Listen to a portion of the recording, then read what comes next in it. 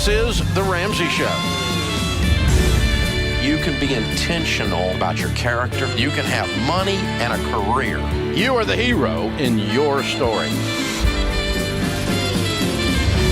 Live from the headquarters of Ramsey Solutions, it's The Ramsey Show, where debt is dumb, cash is king, and the paid-off home mortgage has taken the place of the BMW as the status symbol of choice. We help people build wealth, do work that they love, and create actual, real, amazing relationships. The phone number here is 888-825-5225. George Camel, Ramsey Personality, is my co-host today as we answer your questions. Well, George, everybody's talking about the Fed raising the Fed rate 75 basis points, 0.75% of interest. And the Fed, of course, did this to stop inflation, to slow inflation.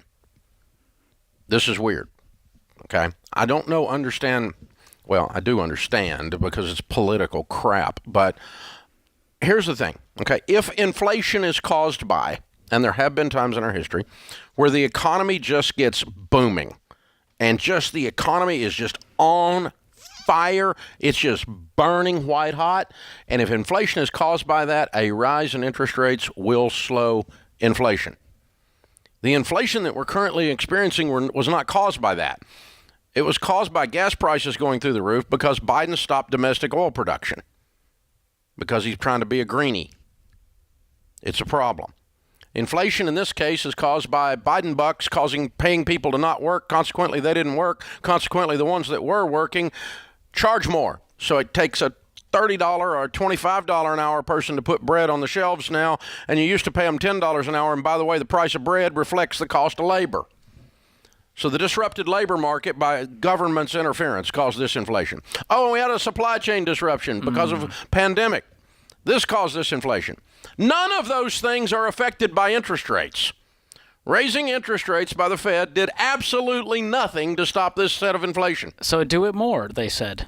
Well, they're at the wrong party and they came late. I mean, that's the idiots in the government. So you're saying we got energy, labor, and supply chain are the real problems. And none of those are impacted by interest rates. None of them. None. I mean, the gas prices are not the result of interest rates. They're not. The white-hot economy it was white-hot in places. I mean, we had real estate booming. We had some other stuff, shortages and stuff. But the supply chain disruption was running lumber prices up. Lumber's back down 33% this month.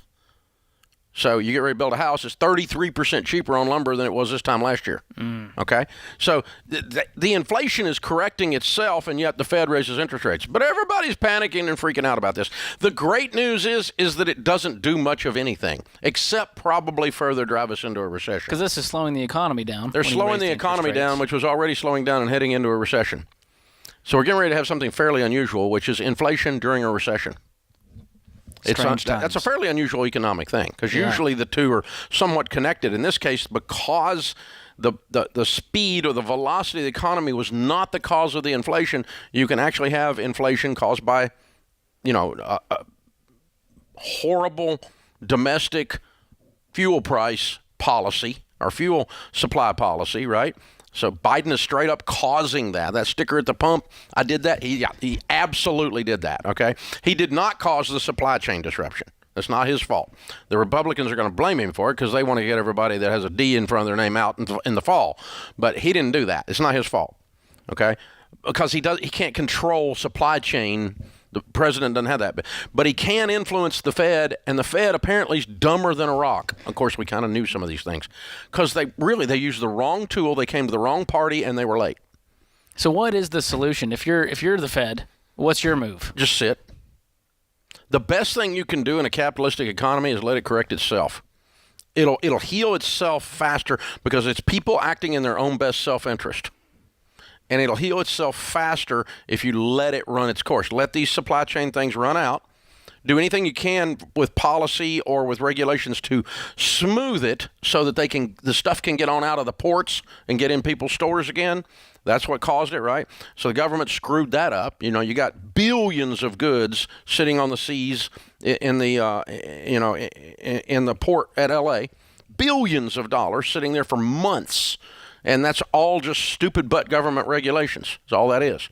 And so if you can smooth that out, but you can't fix that. You have to let it fix itself. The labor market, if you hadn't been throwing money at people, begging them to vote for you, then you wouldn't have had the labor market disruption.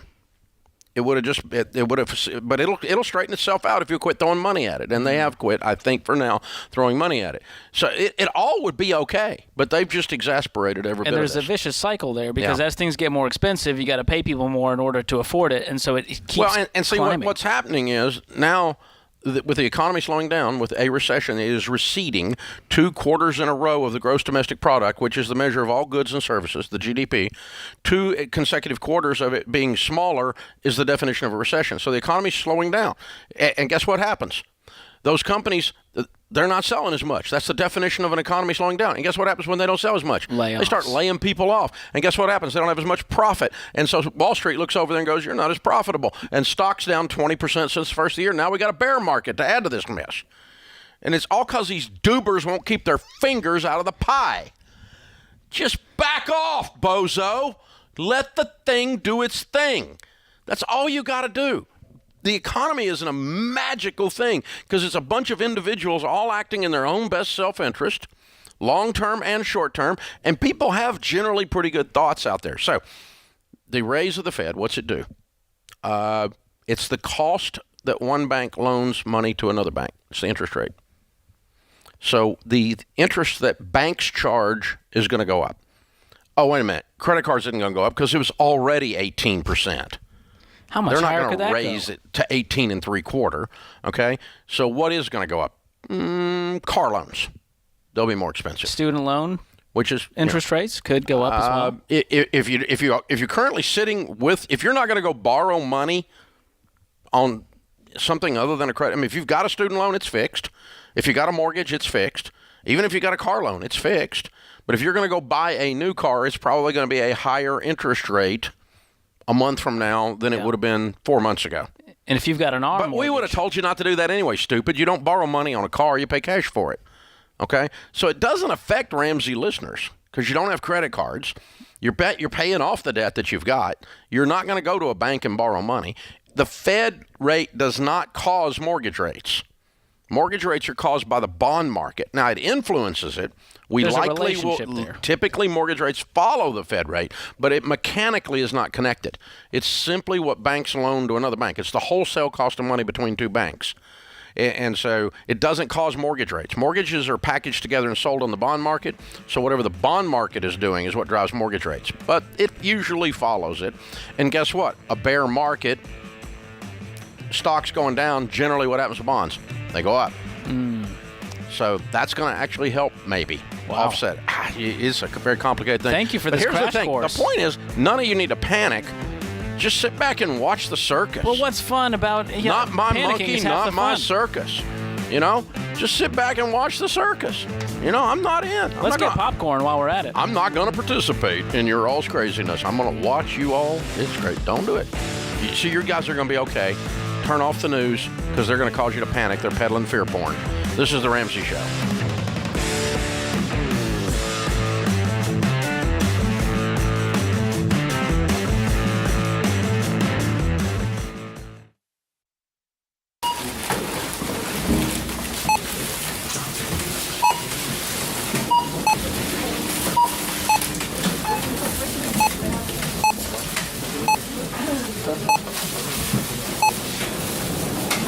Still on baby step number 1, eh?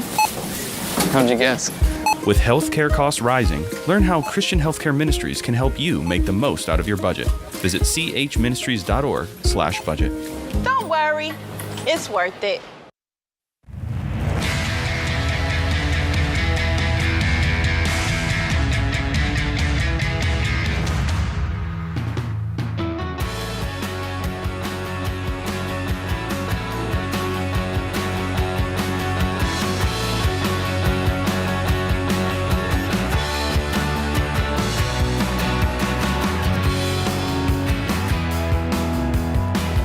Imagine the energy of a jam-packed arena filled with people ready to experience what it means to live life to the fullest. All the Ramsey personalities are going to be there. It's called the Smart Conference. George will be speaking. I'll be speaking. Rachel Cruz, Dr. John Deloney, Ken Coleman, Christina Ellis. We're going to be talking about, of course, money, of course, leadership, of course, marriage. And Craig Groeschel, Amy Groeschel from Life Church are going to come and teach on marriage. We're going to be talking, of course, about career and about mental wellness from Dr. John. We're going to cover everything. It's a day-long event. When you leave, you will be smarter. That's why it's called the Smart Conference. Pretty simple. Saturday, October 22nd in Dallas. It is about 35% sold out. There'll be about 8,000 folks there, so you still got time to get your tickets. They're a whole $39. Wow. With this lineup, we should charge $390, but we don't. So visit RamseySolutions.com/events and get your tickets and come visit us in Dallas. It's going to be a lot of fun. We're also doing 4 Building Wealth events in the fall. They are all 85 to 90% sold out, almost gone.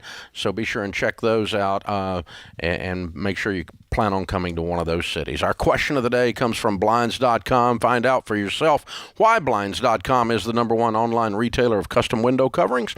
You get free samples, free shipping, and with the new promos they run every month, you'll save even more. Use the promo code Ramsey to get the best deal. Today's question comes from James in Wyoming. He says, I'm 28 years old, and I'm on baby step 3. I'm looking ahead to baby step 4, where my fiance and I will invest 15% of our income into retirement. What are your thoughts on dividend investing? I was thinking after the house is paid off, the only thing better than no payments is having passive income from our investments covering our living expenses. I want to achieve this before the age of 60 when we can start withdrawing from our retirement. Is this a good way to allocate our 15%? And if so, how does receiving a dividend work with a Roth IRA? Is it still taxed?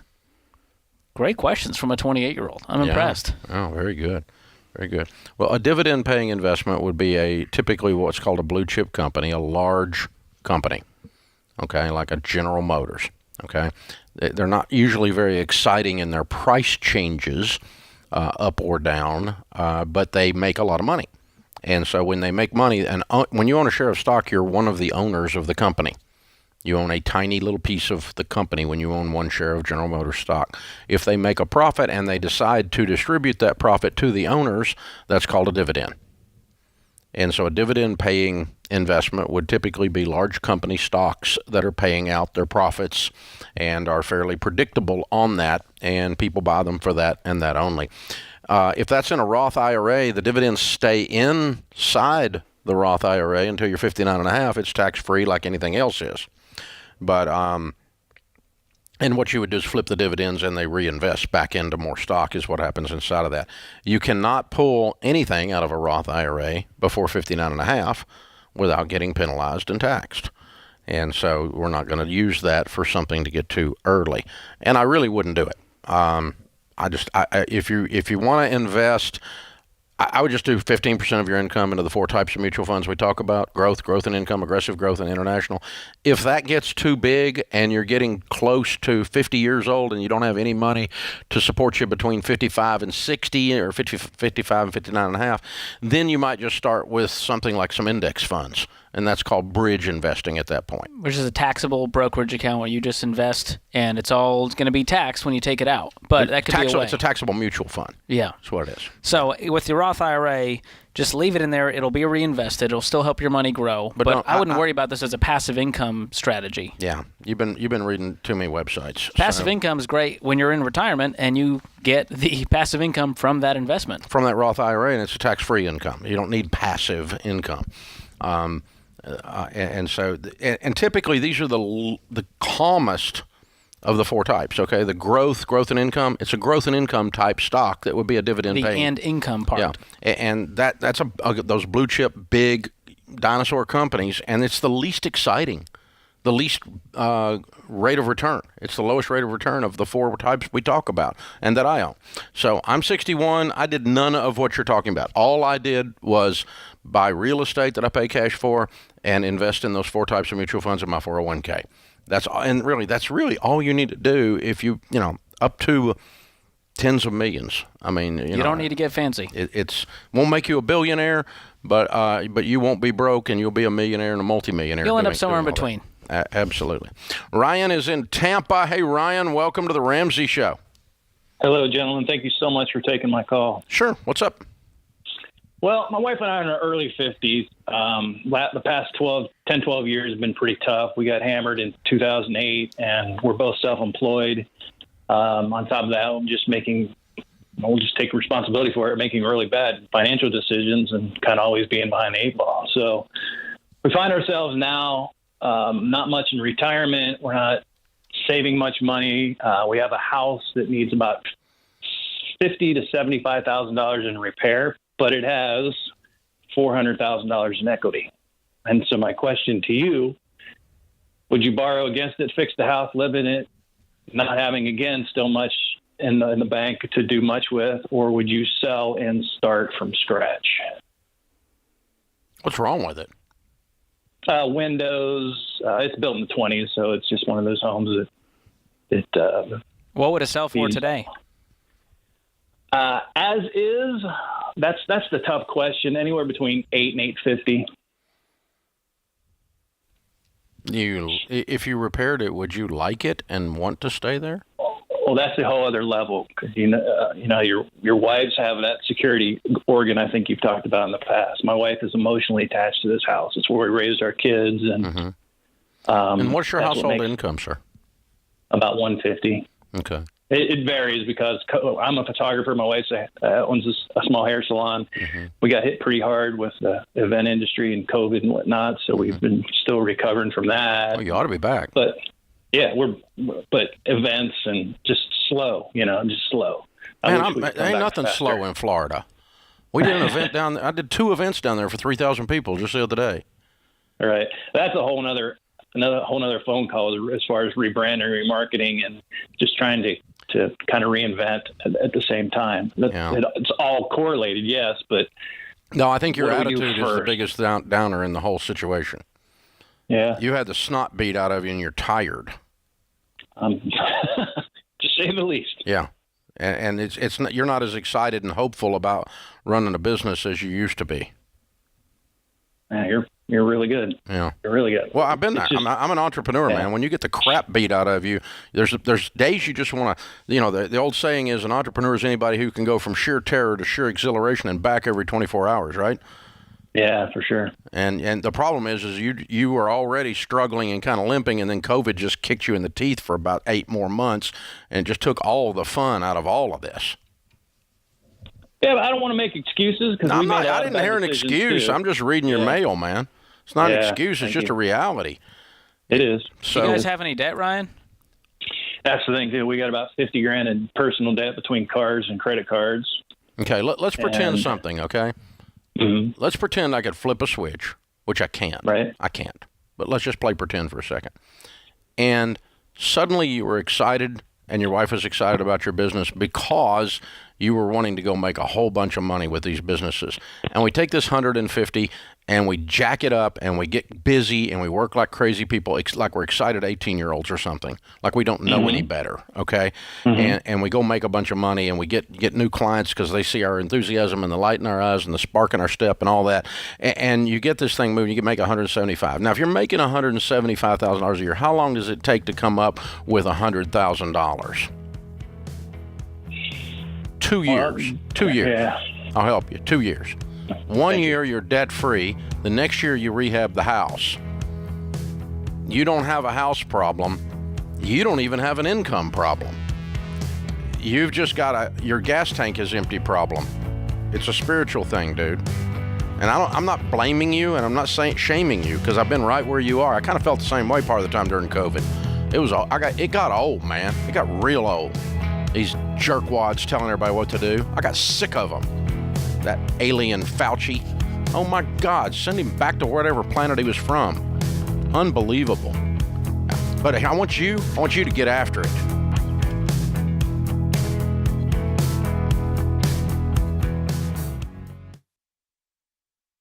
Look, I love real estate, and I want you to have a house, but I don't want a house to have you. That's why you need to get in touch with Churchill Mortgage to make sure you do this right. These guys are awesome.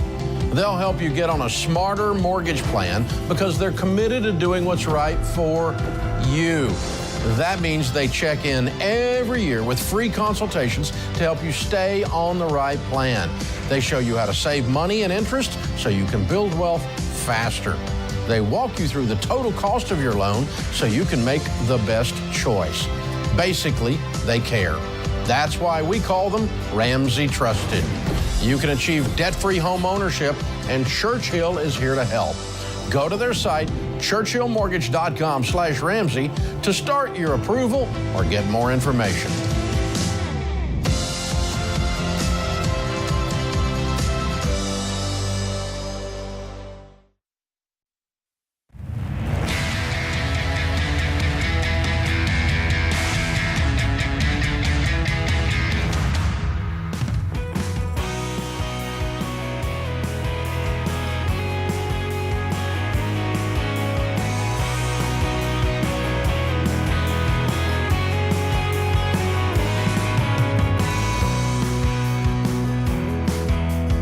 George Camel, Ramsey Personality, is my co-host. Thank you for joining us, America. You can stop by our Ramsey Solutions headquarters.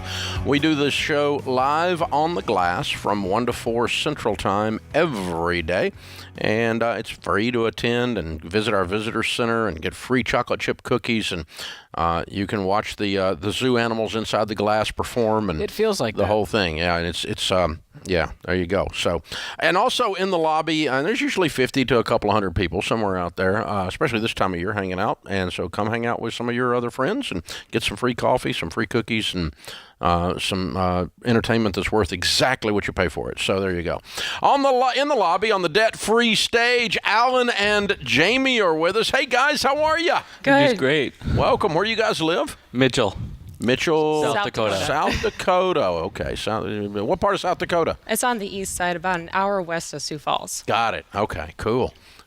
Nothing flat out there. Just complete mountainous, right? Sure. We will go with that. It's flat as a board. Lots of corn, soybeans. I love it. Yeah. What do you guys do for a living? We own our own sanitation company, and she works at Muth Electric. Okay. Yep, cool. I do accounting for an electrical contracting company there. Cool. How much debt you pay off? We paid off $133,960.70. Way to go. Ooh. And how long did this take? 12 months. Look at you. Whoa. Ding, ding. And your range of income during that time? About $70,000 to about $85,000. Okay. My brain hurts. Yeah.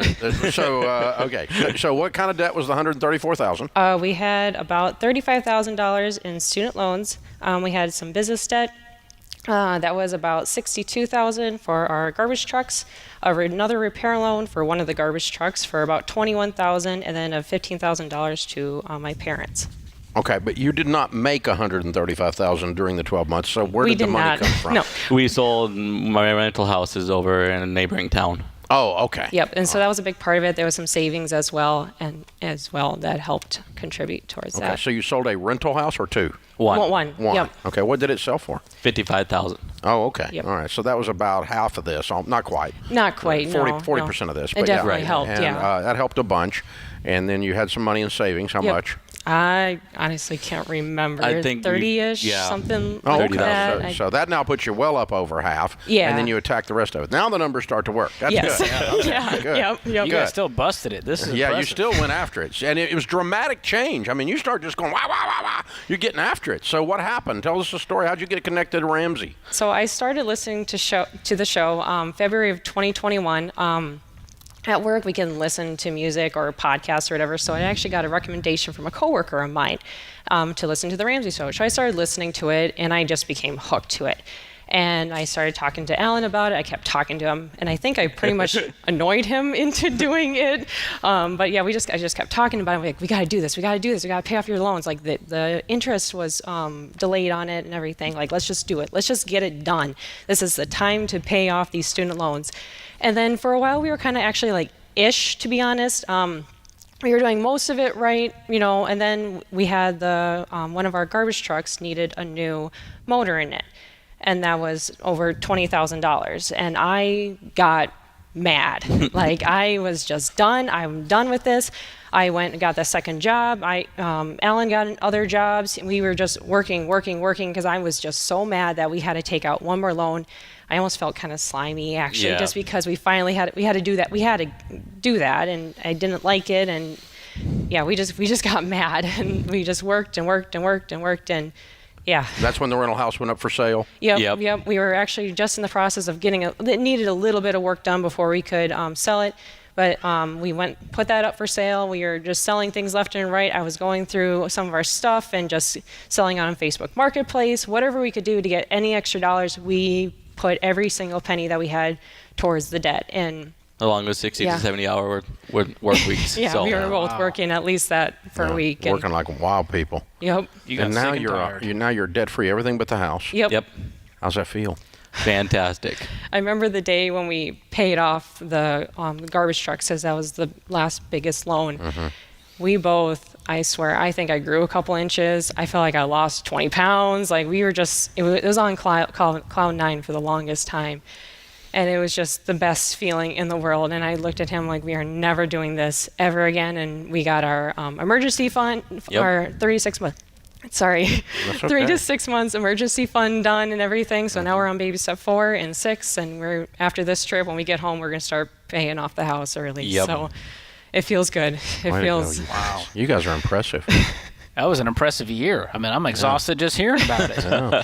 You guys busted. You got sick and tired and decided we're not going to ever be in this situation again. Nope, never again. And now you're running the business debt-free? Yes. Yep. Love to hear that. Yeah, and when we paid off the garbage trucks, that's when fuel prices really started to go up. And I remember when that happened, Alan was kind of like, what do we do? Do we raise our prices? Do we do this? And I'm like, hold on. Like, we don't have this truck payment anymore. Let's just take a deep breath. Let's see what happens. And we haven't rose prices yet. I hope we don't have to, obviously. But if we do, we do. But yeah, it's just like, we don't have to do this right now. Let's just take a deep breath because we don't have this debt anymore. You've got the margin. Mm-hmm. Yes. Yeah. You make decisions differently now. Yeah. Yes. Yeah. With calmness. Yes. That makes them better. Usually. Or at least an extra deep breath or two. Yeah, you guys are very, very, very well done. I'm so proud of you.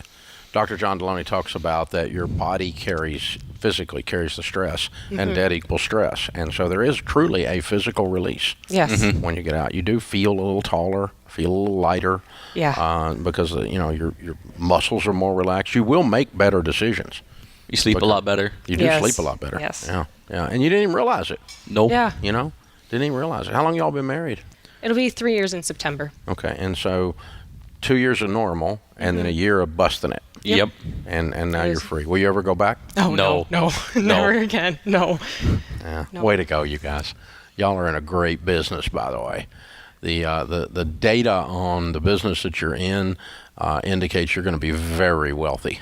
It's it's a very hard business, hard work. It's very hard. Very hard work, and it's not glamorous. Nope. But it's very profitable, and there's always a need. It's not like this is something people can do without. They got to have your help. And so it's real. There's really good numbers on that. So I'm proud of you. You got a bright future. We got a copy of Baby Steps Millionaires for you. How ordinary people became extraordinarily wealthy, and how you can too. You guys are on your way. You're going to be millionaires before you know it. And also, we got a copy of Total Money Makeover for you, and I'm going to give you a 1-year subscription to Financial Peace University. Get you signed up for the membership on that, and that's a part of Ramsey Plus, of course. And if you've done all of that already and you want to just give it away to somebody who needs a blessing, you can do that too. We've done that with a friend of ours already. So awesome. That's our gift to you, and then you do with it. You re-gift it at your will. We're happy to have you do either one. A lot of people buy Financial Peace University and give it as gifts already, so not unusual at all. Very well done, you two. Alan and Jamie, Mitchell, South Dakota, $134,000 paid off in 12 months, making $70 to $85. It all happened when they got mad. Count it down. Let's hear a debt-free scream. 3, 2, 1. We're debt-free!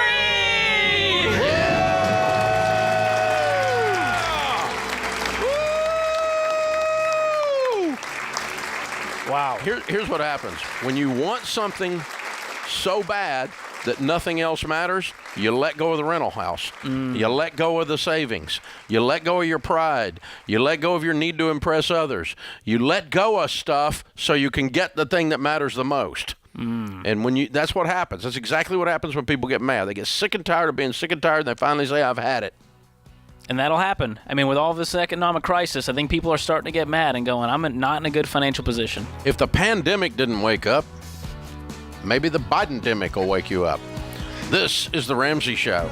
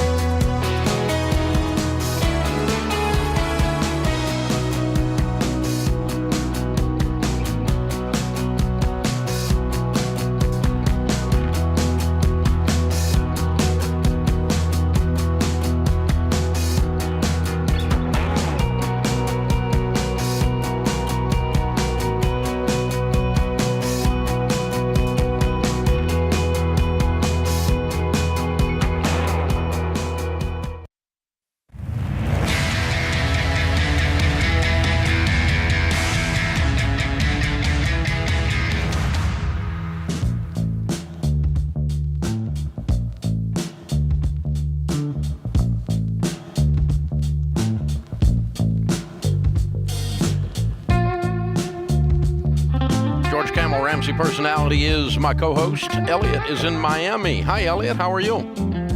Hey, I'm doing well. How are you all? Better than we deserve. What's up? Yeah, I got a question regarding estate planning and basically which way you guys suggest to go, whether it be a will or a trust. I have a friend who, I'm 30. I've got a friend who's also around that age, and his estate planning attorney was pushing him towards a trust. I was under the impression you only really needed a trust if you were, a gazillionaire type deal. So I just wanted to get your all's thoughts. Your impression was correct. Okay. Okay. Let's talk it through for a second. You do need a will. Even if you have a trust, you need a will still. Okay. And you can get one at mamabearlegalforms.com. What's your net worth? My net worth is right around $750 to $650, depending on what day I look at it right now. Good for you. Well done. Awesome. Okay, so the only thing a trust, an irrevocable trust does for you is the items, the assets that you retitle after forming the trust, and the trust will cost about $3,000. A will cost $300 to $500. Okay? Mm-hmm. The only thing the trust does for you is it does absolutely nothing on federal estate tax. You do not have a large enough estate to be taxed on a federal level. The only thing is each state you file probate on your estate when you die, your heirs would, and they file with the probate court, and each state has a probate tax. Typically, they're 3%, 2%, something like that. I don't know what Florida's is. Okay? There's a lot of Tennessee's is less than 2%. Okay, so that's what you would save on the amount that you put in the trust. You'd save 2%. Okay, and that's the reason that the attorney was pushing them that way. He was essentially saying your kids will save the money. Your kids will save the money in the long run. Exactly. Here's the problem. Okay, whatever you put into that trust, every time you do a transaction with it, you have to involve the trustee. It's an absolute pain in the butt. Okay. Could you expand on that a little bit? Yeah. Every time you do a transaction on the item that is in the trust, it's an absolute pain in the butt. You have to go get a trustee to sign everything. You can't, if you put your house in this trust, you can't sell your house without involving the trustee. Okay. They have to come to the closing. They have to do all the stuff. They have to sign the contracts. They have to do everything because you no longer own the house. The trust now owns the house. And so operationally, for a young guy like you, because you're going to do a lot of deals with these assets throughout your life, operationally having them all in an irrevocable trust is an absolute pain in the butt. And I got to tell you, my net worth is well in excess of what is needed for estate planning on the federal level, hundreds of millions of dollars. And I do not have a trust of the type that we are talking about because I operationally, even at 62 years old, don't want to screw with. If I get ready to sell a piece of property, I don't want to screw with having to do with all this stuff. So now I do have some trusts in my estate plan of a different type and a different ilk.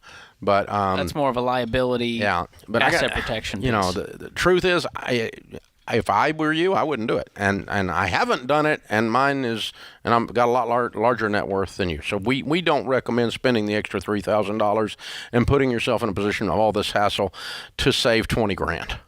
Well, and when you think about it, what does the estate planning attorney have to gain? Well, he's going to make 10x selling you a trust versus getting you a will. And it's like a whole life insurance salesman. Yeah.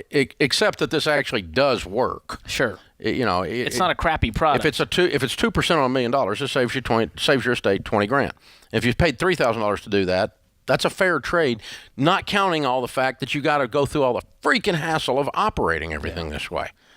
And it's now as he gets older, and if he has a few $1 million and a bunch of assets that you're not going to do anything with, you're going to let it sit there. You're never going to touch it while you're alive, or you have a piece of property that you absolutely are never going to touch while you're alive. You can throw it into a trust, and it won't get probated. So that's helpful in that regard, but it's a pain in the butt. Not a fan. Kevin is with us in Philadelphia. Hey, Kevin, what's up?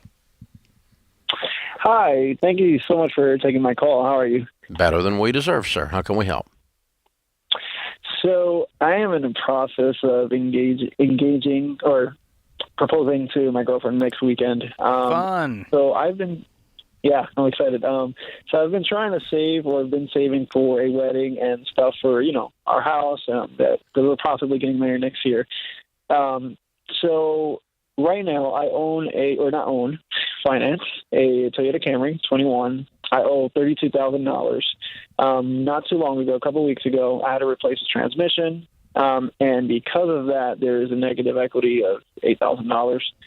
I'm thinking whether or not Sorry, go ahead. Wait a minute. Replacing the transmission does not cause negative equity. Really? Yeah, your car did not go down in value because you put a new transmission in it. Oh, okay. It would go down in value if it was sitting on the side of the road with no transmission. But you paid to replace it, right? Yeah. The car is operating just fine. Yes. Transmission was installed by a reputable firm. Yes. Yep. Who told you the car went down in value because of this? This is kind of my assumption. Okay. All right. Great news. You're wrong. Okay, good. I'm happy. So the problem is I make only $40,000 a year, and you need to sell the car right now. Yeah. Yeah, you need to sell the car, but we need to find out what the car is really worth. Jump on kellybluebook.com at kbb.com and put in their private sale. So if you sold it individual to another individual, what you could get for it, not trade in value, because you're not going to trade it, you're going to sell it. And how much do you owe on it again? $32,000. Okay. And what did you say the model was?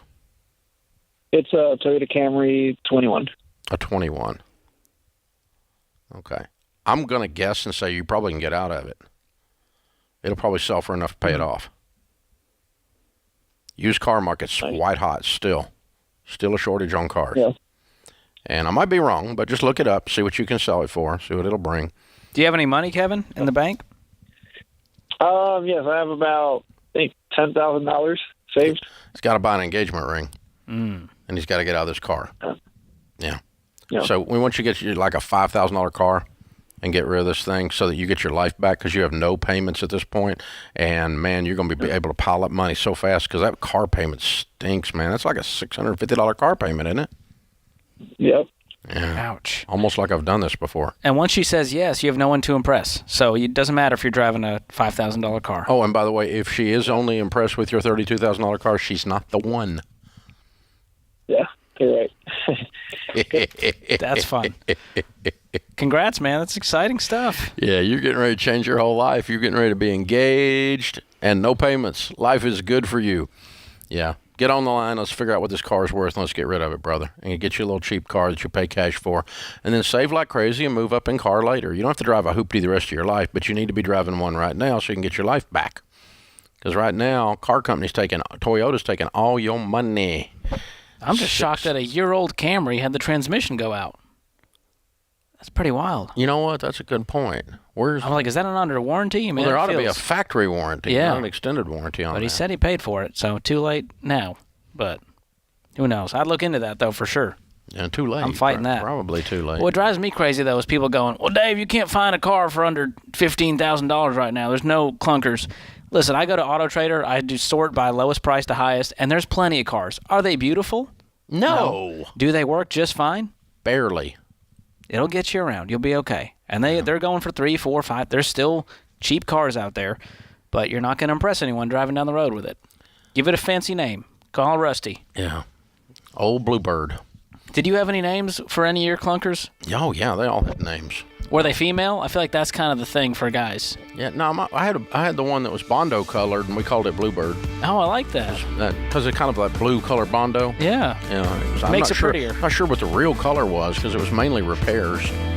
So, It was just duct tape. Yeah. It was Baling wire. really ugly. When I drive a nice car now, I just remember old Bluebird, and I figure I drove like no one else, so now I can drive like no one There else. it is. This is the Ramsey Show.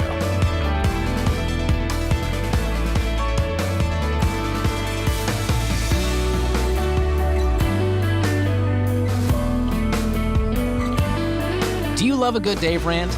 Want to see the latest Ramsey Show videos going viral? Check out your favorite moments from The Ramsey Show on YouTube. Go watch and subscribe to The Ramsey Show channel on YouTube.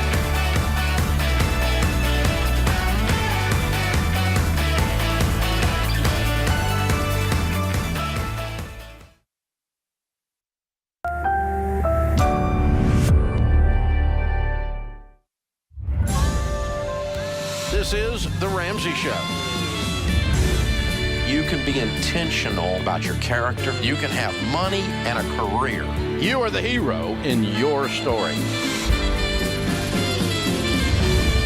Live from the headquarters of Ramsey Solutions, it's The Ramsey Show, where debt is dumb, cash is king, and the paid-off home mortgage has taken the place of the BMW as the status symbol of choice. We help people build wealth, do work they love, and create actual amazing relationships. Thank you for joining us. George Camel, Ramsey Personality, is my co-host today. Open phones at 888-825-5225. That's 888-825-5225. Well, George, there's a couple of very interesting things have happened in the world of crypto. Oh yeah, this one. So we've seen the big crash, Dave, and we've talked about $1 billion lost in crypto scams. But the latest is that the crypto market has now lost $2 trillion in value. And this is from Yahoo Finance. Investors had nowhere to hide on Monday as both the stock market and cryptocurrencies tumbled. The crypto market saw its total market cap drop by roughly 12% on Monday to just $980 billion. The sector as a whole has now seen more than $2 trillion in losses since its peak back in November. Wow. So it's down, what now, 60-something% since September? That's a big hit. And people have been coming at me, Dave, because, I've been making fun little videos about crypto, and they're saying, well, what about the stock market? Well, what about the stock market? This stuff's down 65%. The stock market's down 20%. Can't you add? No. The answer is no. What about the stock market? It has a 70-year track record. What's crypto got? A track record of you losing your butt. Well, and the stock market is based on actual companies that are producing actual things. That's a huge difference that we're not talking about. Crypto is just based on what one guy's willing to pay for it, and it produces nothing, which is why Warren Buffett famously recently said that he wouldn't pay $25. Right before it actually crashed, yeah. He said, I wouldn't pay $25 for all of it. And now he may have overpaid if this keeps up. That's true. He might be able to buy it all for $25 at this point. Oh. Wow. And but listen, in case you were afraid that this was going to be a problem, the Twitter co-founder and Block CEO Jack Dorsey and rapper Jay-Z, both known for their financial prowess. That's right. Are going to save you. They're going to take great care of you because they have now opened the Bitcoin Academy for children. Yikes. Is that a real sentence? That's a brand new sentence. No one has ever said that. A spokesperson for the Bitcoin Academy confirmed to Fox Business that the curriculum will include topics such as what is money? And go on. What else is there, Dave? You're going to have to pick this up, George. I can't get my composure. So they cover topics such as what is money, what is cryptocurrency, what is blockchain, and how to keep yourself safe from scammers. Oh, boy. This is the financial literacy the kids have been needing, Dave. Teaching 5-year-olds about blockchain. Yeah. Wow. The in-person classes will be hosted 2 evenings a week and serve participants dinner. A Crypto Kids Camp program will also take place on 2 Saturdays for Marcy kids and teens ages 5 through 17. The Academy will provide participants with MiFi devices and a 1-year limited data plan, plus smartphones if needed. Oh, good. Give the kids internet and smartphones and load them up with crypto. I think the dinner might be worth more than the crypto. Whew, this is scary. It might be worth it just for the dinner at this point. Crypto Kids Camp. Those are 3 words I never want to see together. The truth is, these 2 guys really are trying to do something good, and they have no idea how dumb this is. Yes. I love the heart behind it. They're not bad guys. They're just trying to help somebody, and they're actually, teaching something they believe, which the problem with that is it's just wrong. Not wrong morally, but just factually. And of course, the article ends with, the Academy's launch comes amid a volatile time for the cryptocurrency market. Yeah. Well, if anything, hope the kids learn a lesson. Ooh. Wow. This is fascinating. Well, if we've learned anything from the... But we did discover this week that Dave Ramsey actually agrees with the CEO of a crypto company. This headline, after petition... Actually, that is a headline. Dave Ramsey agrees with a crypto CEO. Someone pick that up if you're listening. That's a headline right there. That's a Twitter headline. When it comes from this, Dave, because the chances of me agreeing with crypto anything's probably really close to 0. Oh, yeah. But I do completely agree with this guy. On a leadership standpoint, let's be clear. Well, we have to clarify. That matters. MarketWatch said, after petition for leadership changes, Coinbase CEO tells workers to quit if they don't believe in top execs. So there's been this big petition. You shouldn't work in a place where you don't agree with leadership. Or you don't trust the leadership. Or you don't trust leadership. That's what he said, which is exactly what I have said from the stage here in Ramsey. I tell our people that all the time. Don't let the door hit you in the butt. Well, and you've also said that no cults tell you to do that. So which is a true statement. Yeah. Wow. That's a wonderful thing. Yeah, I love his reaction to that. And by the way, like 3 days later, when crypto dove, they laid off 25% of their employees.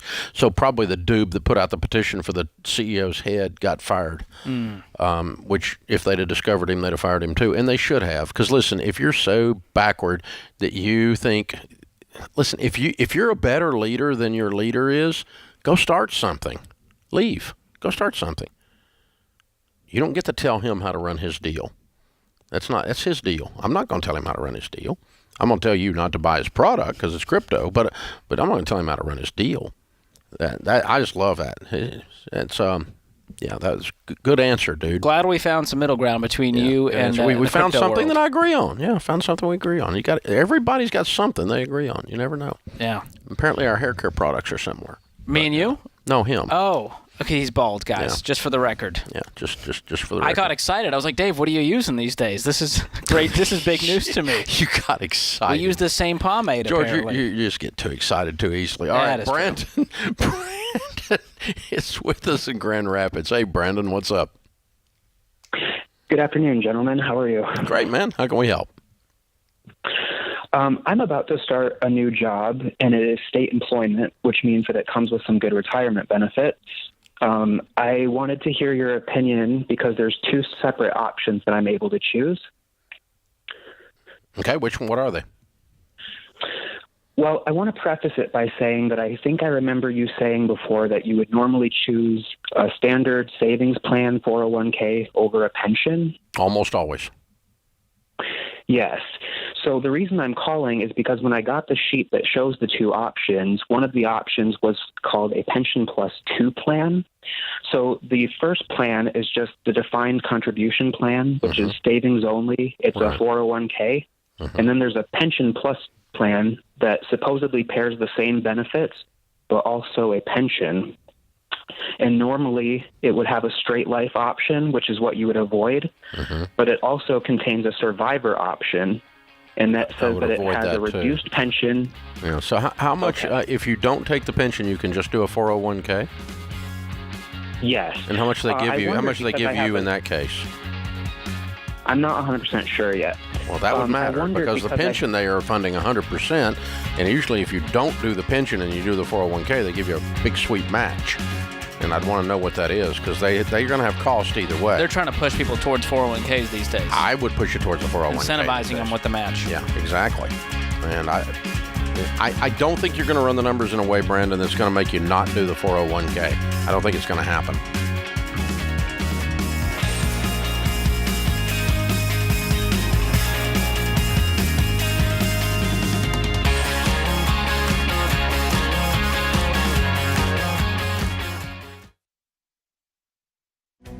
If you're looking for ways to update your home without blowing the budget, I've got it. For years, I've been telling you about our friends at Blinds.com. Blinds.com makes it simple to shop top quality blinds, shades, and interior shutters from home with easy online ordering and free shipping. With Blinds.com, there's no need to renovate your entire home. Just change out what's on your windows with upscale choices like faux wood blinds, cellular, and roller shades, or even outdoor shades. Plus, Blinds.com guarantees the perfect fit, whether you do it yourself or you have them measure and install everything for you. Shop their latest looks and see how much you can save at Blinds.com today. The easy and affordable way to make your home more beautiful is Blinds.com.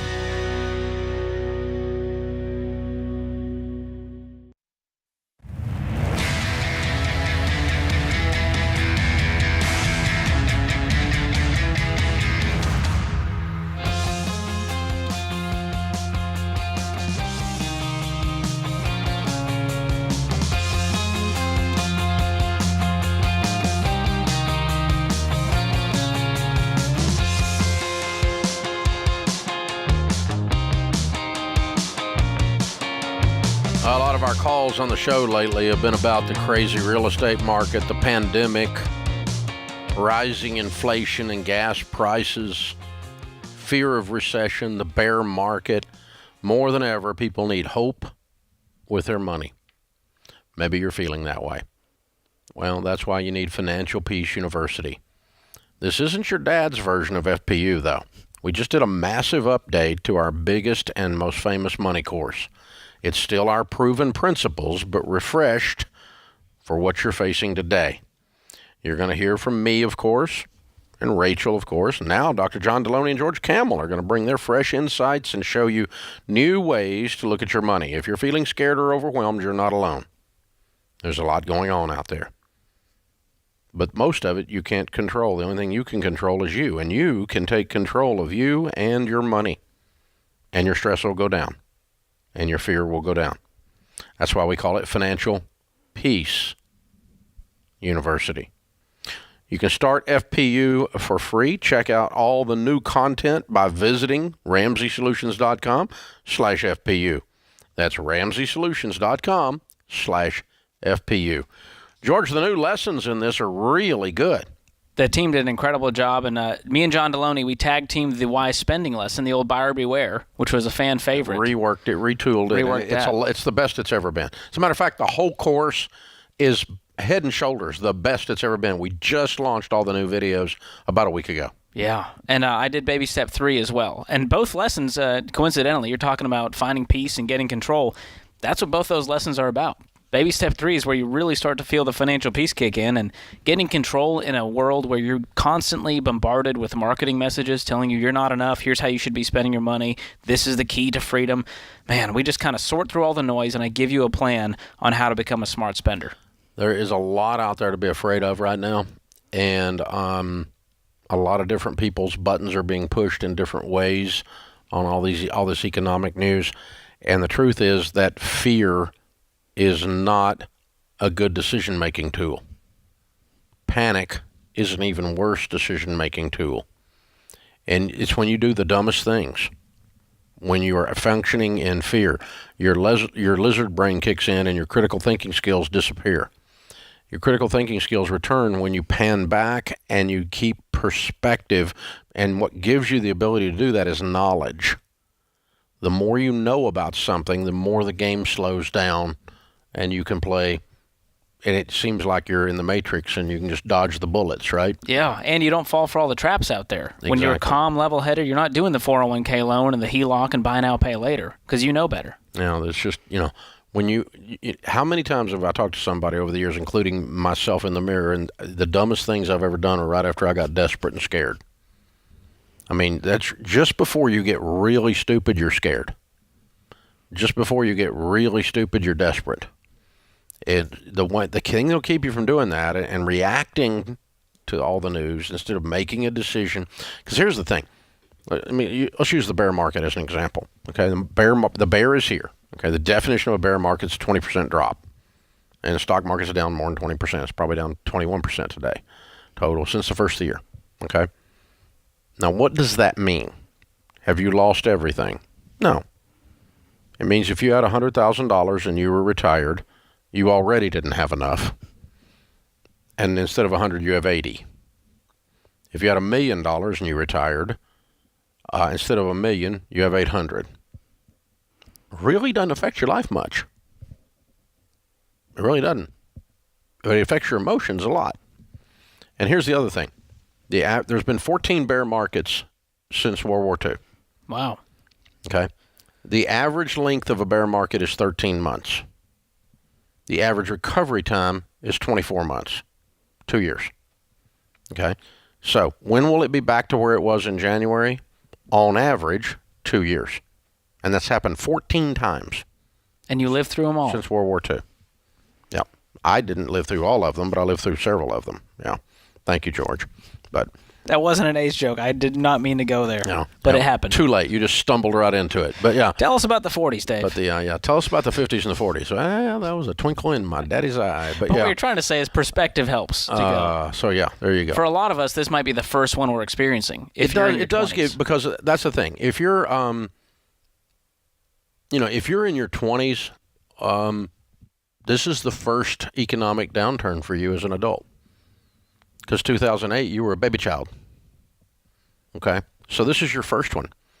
And so if you're 26 and you're freaking out, it's because it's your first car wreck.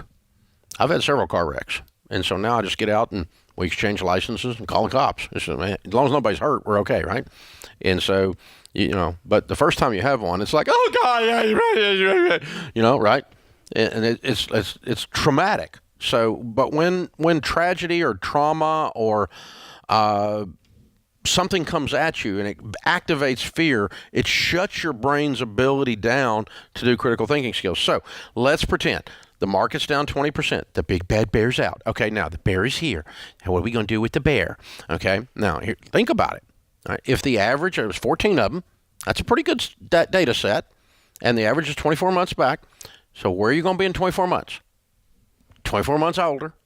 Even if you're 68, you'll just be 70. If you're 24, you're going to be 26, and it's going to be back. So your 80 will be 100 again. Your 800 will be $1 million again. That's the average. And what will it be 5 years from now? It'll be way up 5 years from now. These are the averages. So when you pan back and you go, okay, when it drops, it generally comes back, like has every time. 100% of the time it is recovered. All the time. It's always gone up from there. So if you're 26 and you're looking out there to 66, you're not really worried about what it does until you get out there. And there's no time in history that it's gone more than 5 years without making money. Zero, except the Great Depression. And this is not the Great Depression. There's some great stupidity going on in Washington, but it's not the Great Depression. It's different. And so just way different. It's a completely different set of facts and data and processes. And yet people get their emotions kicked in. And here's what's very interesting to me, George. Like we posted this thing on Instagram about what was happening with the housing market. Oh, yeah. And, all the haters come out. That blew up. Yeah, all the haters come out. So you went viral. But, I am, well, anyway. But things I do, so whatever. Use your filter. Not since COVID. But yeah. But anyway, when people that are intellectual become afraid, it's very interesting that the way their stupidity manifests is intellectually.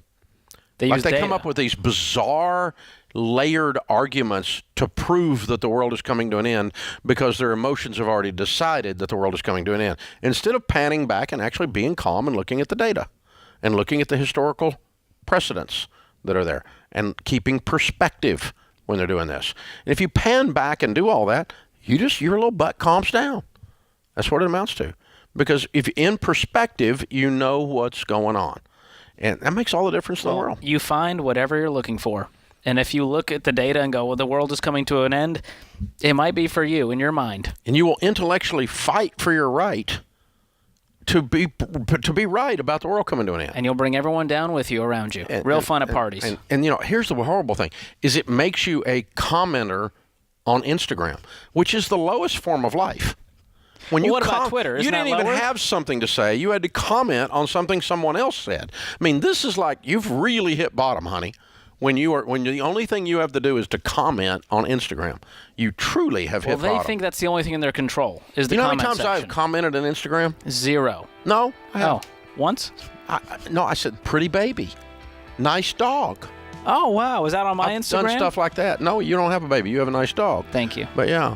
But great little Frenchies. So you're saying you've only commented positive things? Well, I mean, it's more like, my friend's got his little kid out there water skiing, and I'm like, that's awesome. Because your mama taught you got nothing nice to say. Don't say nothing at all. Don't comment. But I'm not going to get in there and argue with some dude I don't even know. With no username and be wrong in the comments section. It's so embarrassing. I wouldn't want to do that. Bless y'all's heart. Seriously. Leave that to me, Dave. I'll handle the comment section. Okay. That's what the block button was invented for, Dave. No Just for step you. for a stepper. Just for you. This is the Ramsey Show.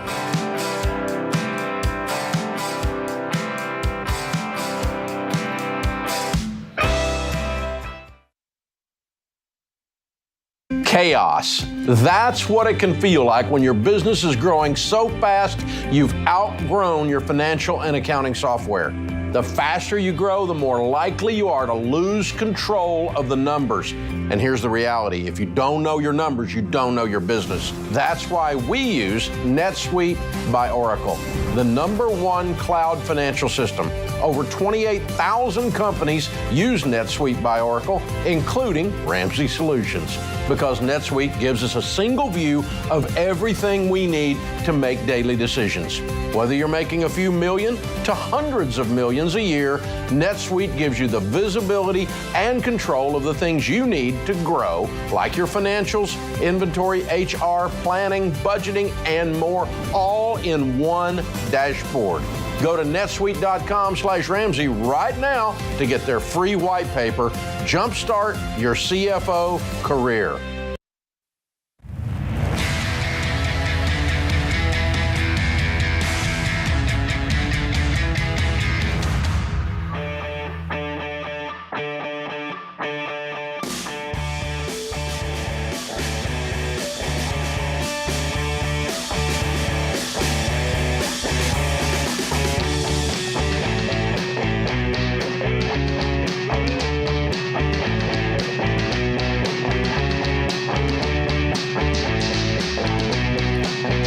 In the lobby of Ramsey Solutions, Tom and Kim are with us on the debt-free stage. Hey. T-shirts say "Living Financially Peaceful." I love it. Well done. Well done. All right, how much you paid off, guys? We paid off $128,565, and we did it in 3 years and 2 days. Way to go. Way to go. And your range of income in that 3 years and 2 days? When we started, we were at about $138,000. By the end, $179,000. Cool. What do y'all do for a living? I'm an operations manager for a commercial distributor. Mm-hmm. And I'm an HR assistant manager for an auto part manufacturer. Excellent. And you guys live where? Plainfield, Illinois. It's about an hour southwest of Chicago. Okay, cool. Well, welcome to Nashville. What kind of debt was the $129,000? You name it. Student loans, personal loans, some medical bills, 2 cars, credit cards, 401k loan. Wow. Y'all were kind of we normal. Had it all. You were normal. Yeah. And normal sucks. Yeah. Way to go, guys. Okay, how long y'all been married? 8 years. Okay, so 5 years into marriage or so, Yeah. You look up and you went, oh, crap, something's got to change. Tell me your story. How'd you get connected to Ramsey and what'd you do? Yeah, so it actually started about a year before we actually really got on board. We were, going through just living normally. If we could afford the payments, then we could afford something. We had an excellent I Love Debt score, and we're real proud. And we were just fighting all the time about money. And you too? Yeah. Wow, I love it. That's cool. Yeah, we came a long way.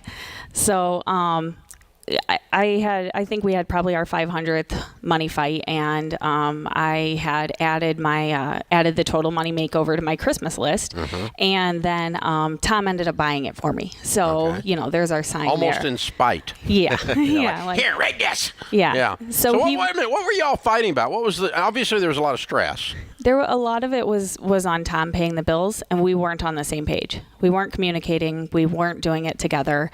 And it was. But he wasn't doing it right? I mean, what was the problem? He didn't. I wanted to spend it, and he didn't want to spend it. So. Oh, okay. There's the fight. That's what I thought. Okay, all right. Yeah. Now we're coming clean. The tension builds. And so he did throw that Total Money Makeover book at you and said, read this. He did. He did. And which is really not a good way to get you to read it.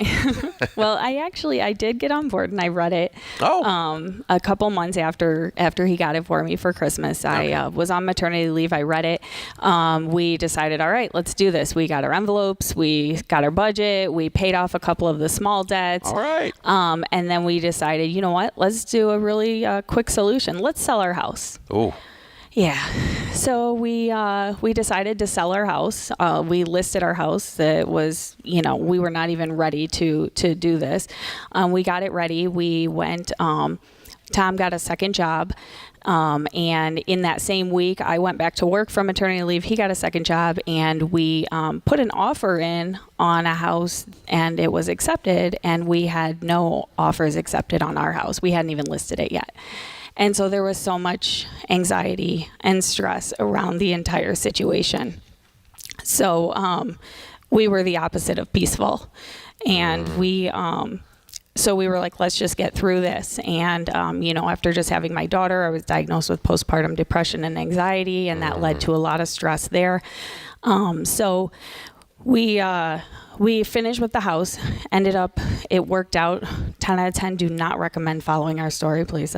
Don't do what we did. So you did get it sold and you did buy the other one? We got it sold and we bought the other one. Okay. I don't know how, but it all came through. But we go into this new house. We have, no emergency fund. We're not ready at all. And about 4 days later, I went to the doctor for a lump. 4 weeks later, I found out it was thyroid cancer. About 4 weeks after that, I had surgery. And, about 4 weeks after that, I had, my treatment for the cancer. And so it was about 4 to 5 months of just kind of crazy, doctor's appointments and, whatever we did have on the side or expected to get from the house was now going to these medical expenses. Yeah. So we kind of slipped into a point where it was like, why us and why me? And let's get dinner because we deserve this, or, throwing out the cancer card or something. Sure. So then about a few months after that, things kind of settled with that storm. And I started listening to the podcast after downloading it like 3 months before I finally listened to it. And I listened to it every day on my commute to and from work. And I was like, Tom, we have to do this. We have to get back on it. And this time we have to do it together. And so we signed up for Financial Peace. We went through that together. He read the Total Money Makeover so that we were on the same page. And it was just a different vibe going through it together. And when we were in the middle of Financial Peace and I found out I had to have another surgery. And this time it wasn't panic. This time it was, okay, that's all right. We can do this. So it really just kind of changed our mindset when we were doing this together and we were doing that peacefully. So. Wow. How you doing now? Good. Yeah, I'm real good. Cancer in the rearview mirror? Yep. Cancer free? Yep, cancer free. For how long? It's been about 2 years since they were able to say, like, we're cancer free. Praise God. That's awesome. Yeah. That is so awesome. Yeah. That's the important part of the story right there. Yeah. Yeah. We get to keep you around. That's what we want. That's Yeah. first choice. Worry about the debt stuff later. First, we got to keep you around. Right. Yeah. Good job. Wow. You're a warrior. I mean, with all that stuff you went through, and then you're the one the whole time saying keep at it. Yeah, I mean, you guys busted it, and it sounds like this cancer was kind of the wake-up call that got you guys on the same page, and you went, this is scary, and if we can control anything, it's our money. Yep. Yeah. We can't control all of life's circumstances, but we can get our butts in order when it comes to our finances. But this is real. I mean, you went from really tense in every part of your life to relaxed and peaceful. That shirt has a whole lot more meaning now. Yeah, living 100% financially peaceful. Yeah, It sure does. What do you tell people the key to getting out of debt is? Commitment. Yeah, I guess. Gotta buy in. You gotta stick to it. I guess in this case, for sure. Yeah. And being intentional and communicating, even if you're kind of anxious about the conversation or something you want to buy, just talk with your partner and just be communicating. How's it feel to be free? Oh, Great. So free. I mean, you're cancer-free, debt-free. Amazing. So that's like a 2 for 2 right there. And probably fight-free. Has there been a lot of money fights since becoming debt-free? No. No. Wow. No. But the first 5 years, lots of fights. Lots of them. Yes. All the time. Wow. So cool. Yeah. That's a transformation. Yeah, you were normal and now you're not. Be not conformed to this world. You don't want to be normal, but be transformed by the renewing of your minds. Well done, y'all. Well done. You're amazing. Absolutely powerful. All right, we got a copy of Baby Steps Millionaires for you. That's the next chapter in your story. You're definitely going to be that. And, of course, in addition to that, a Total Money Makeover book and a one-year subscription to Financial Peace University with the brand new classes. You want to go through it, you can, or you can give it to somebody since you guys have been through it. Let's bring the kiddos up. What are their names and ages? We have Aiden, who's 6, and Emma, who's 4. All right. And it says Financial Peace Baby on each T-shirt. I like it. Well done, guys. Oh, they're good looking. So I love it. That's so fun. Well done. Well done. All right. It's Aiden and Emma and Kim and Tom from the Chicago area. $129,000 paid off in 3 years and 2 days, making $138 to $179. Count it down. Let's hear a debt-free scream. You ready? 3, 2, 1. We're debt-free!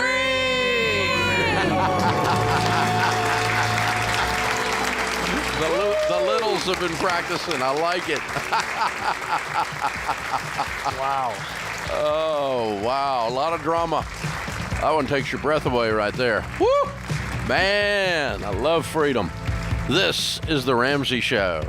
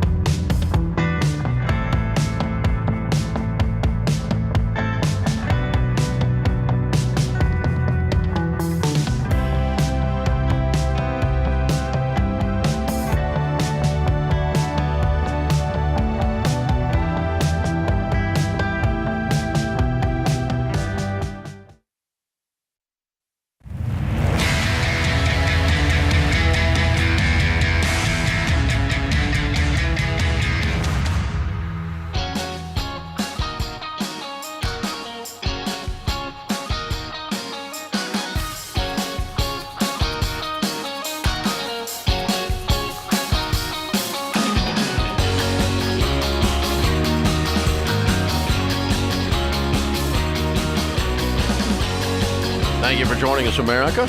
George Camel, Ramsey Personality, is my co-host. I just had one of the guys in our real estate department that works with all the real estate agents send me a graph a second ago. I thought this was very interesting. George and I are looking at it at the break. So, okay, for the last many years, up until the pandemic, lumber ran an average of, I'm pulling this graph here, I don't even know what this is, 572. So 572 somethings. What is that? I don't know what it's based on. Okay, but lumber was basically didn't go up. It was sitting at this 572 baseline. I don't know. I guess it's per board foot or whatever. And then, of course, it was a shortage of lumber because the lumber factories shut down during quarantine, and lumber went over double. In the high point was May of 21. Wow. Okay, so a year ago. Did it triple? Yeah. Yeah. pretty wild. No, it's triple. Wow. Triple. It tripled.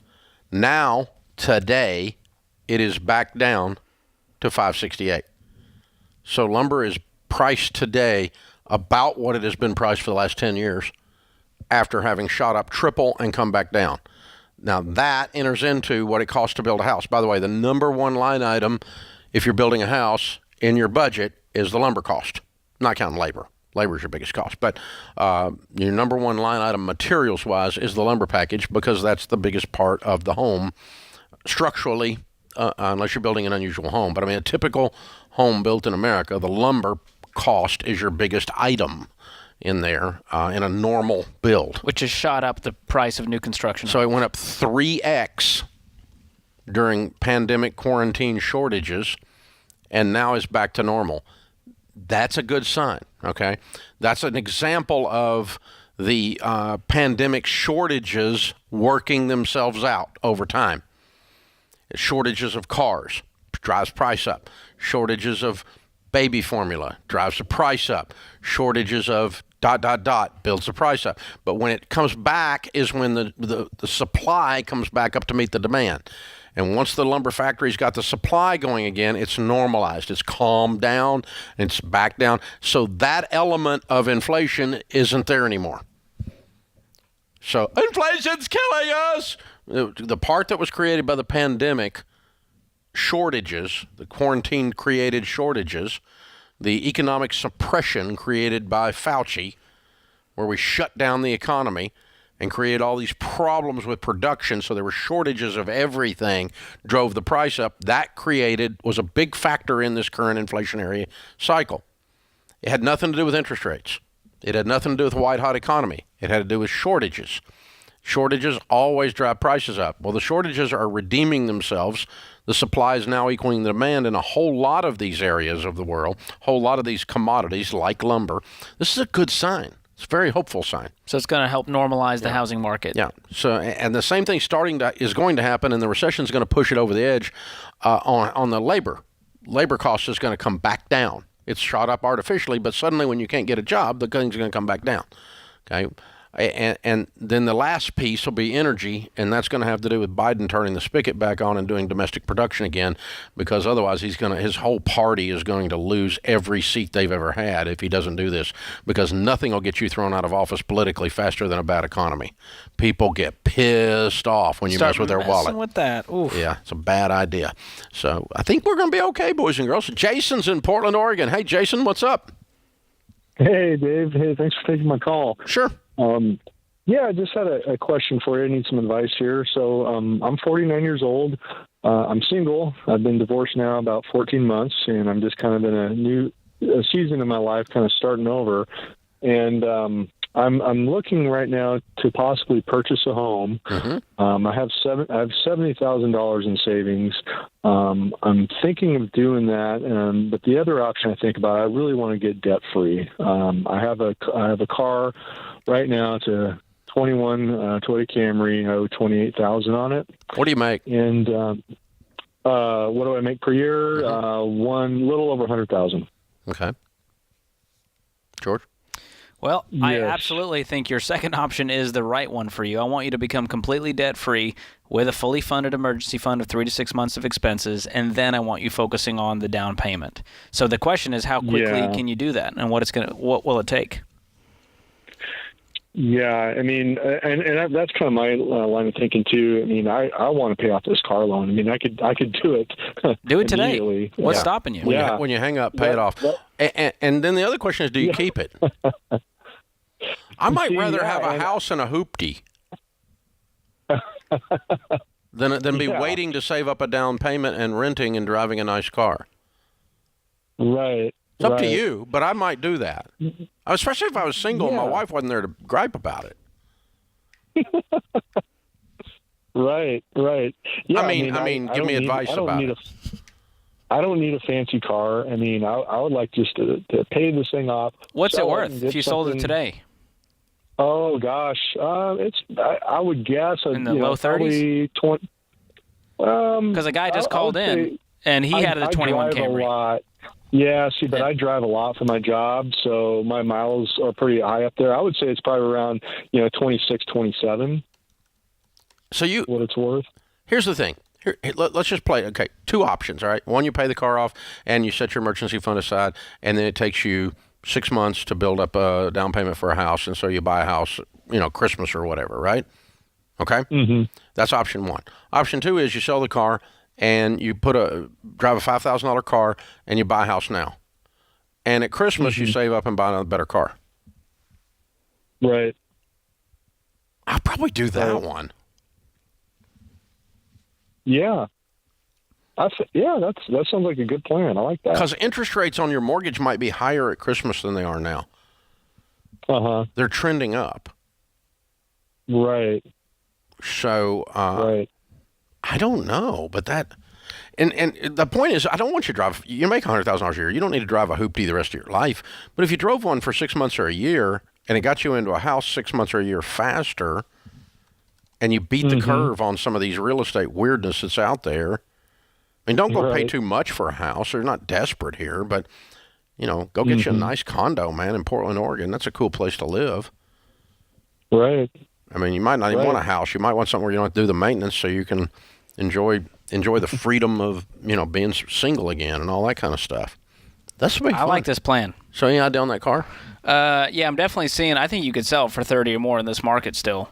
So I would definitely look at some. See, that pays for the other car. I mean, that means you got $70,000 clear because you got enough out of this car to get another car above what you owe on it. So you got $70,000 clear. You set $20,000 aside for emergency fund, $50,000 for your down payment on the house. Let's go get a house. Neither one of these plans, Jason, is in the stupid column. Either one is fine. It's just a matter of preference. But the beauty of buying now is you could get a better interest rate on the mortgage than you'll get in Christmas. And if mortgage rates go down, you can always refinance. But you have to worry about that with cars because you're going to pay cash. So if I'm wrong, and rates don't go up between now and Christmas, you just refinance if they go down. I hope they go down. But yeah, but it's looking at the priorities and opportunity costs, going, well, if I drive a $30,000 car, well, I might have to wait longer to get into this house. You do have to wait longer, mathematically, because you need to be debt-free, have an emergency fund, and a down payment, period, before you buy a house. If you're going to do that, then put it on a 15-year fixed rate where the payment's no more than a fourth of your take-home pay. Jason, if I'm in your shoes, I am selling the car and buying me a hoopty and buying a house this summer, right now. And no hurry, no rush. Don't panic and pay too much for the house. You don't need to get in a bidding war with some crazy goob. Just go slip around, find you a good deal on a house. I hope these bidding wars, I think they're over, Dave, right? We can't. I think they are. I've seen that part calm down, which is good news. It would not make me mad if they were gone forever, the bidding wars. It was not good for the real estate market and not good for the psyche of the American public buying a house. Not good at all. And we have the largest group of home buyers in American history sitting at 35 years old. They're called millennials. That puts this hour of the Ramsey Show in the books.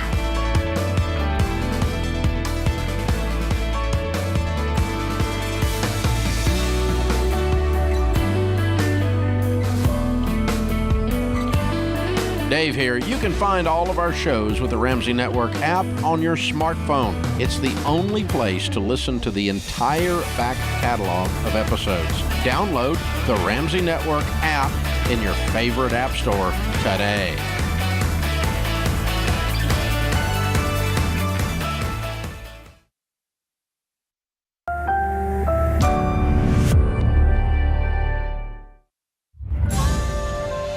This is The Ramsey Show. You can be intentional about your character. You can have money and a career. You are the hero in your story. Live from the headquarters of Ramsey Solutions, it's The Ramsey Show, where debt is dumb, cash is king, and the paid-off home mortgage has taken the place of the BMW as the status symbol of choice. We help people build wealth, do work that they love, and create actual amazing relationships.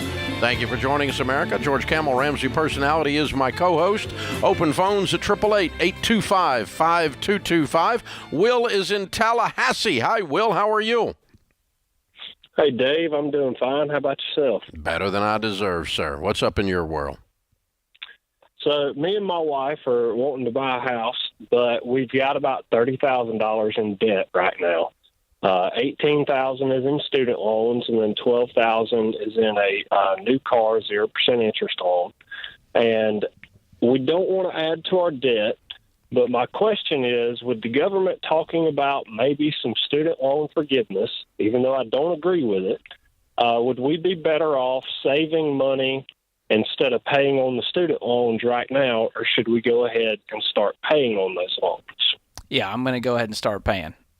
And not because I agree or disagree, because I want you to control your life and have agency over it, which you have. And you know, the 0% car loan, which you mentioned, I mean, that's where student loans are at, and you don't want to keep the car loan around, do you? No, I mean, we don't want either one. Well, there we go. You answered your own question. So I'm going to attack this using the debt snowball method. So list all your debts, smallest to largest. If the loans are split out, just list them all out there and attack the smallest one first, make minimum payments on the rest. And that's going to be your fastest way to see progress on this debt and get to that house eventually. So, Will, here's the thing. Okay. If you just, all politics aside, let's look at the actual facts of what has gone down, and it helps you analyze this, okay? The government talking about forgiving the student loans as a vague general statement is not the way you should view this. What you want to watch is this, and so this is fairly easy to predict. Here's what's happening, okay? When President Joe Biden was running for president, one of the things he talked about the whole time was when he got to office to forgive student loans. You remember that? Yes, sir. Okay. He's been in office 2 years. Have they done anything towards forgiving student loans? Actually done. No, I'm not talking about talk. I'm talking about actually. Has there been any legislation introduced? Any executive orders? Has he done anything? Answer: no. No, sir. Okay. Now, he's in trouble politically right now because the economy's going down. The economy will get you thrown out of office faster than anything else, and all those people with the same letter after their name as yours. So anybody who's got a D right now is in trouble when it comes to the fall, okay? This is just facts. It's not political analysis. It's just common sense. So 100% chance that he's going to start talking very loudly about forgiving student loans between now and October. 100% chance he's going to announce something that sounds good, but when you read the details, is going to be nothing. It's going to be complete political fluff, and it'll be somewhere in the month of September because he's got to do something to try to prop up the Democrats as they go into the fall elections because they're going to get slaughtered based on this economy. Right. Okay.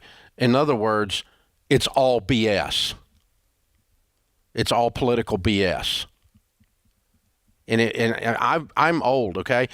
100% of the good things that have happened to me, none of them came from Washington, D.C. in my entire life.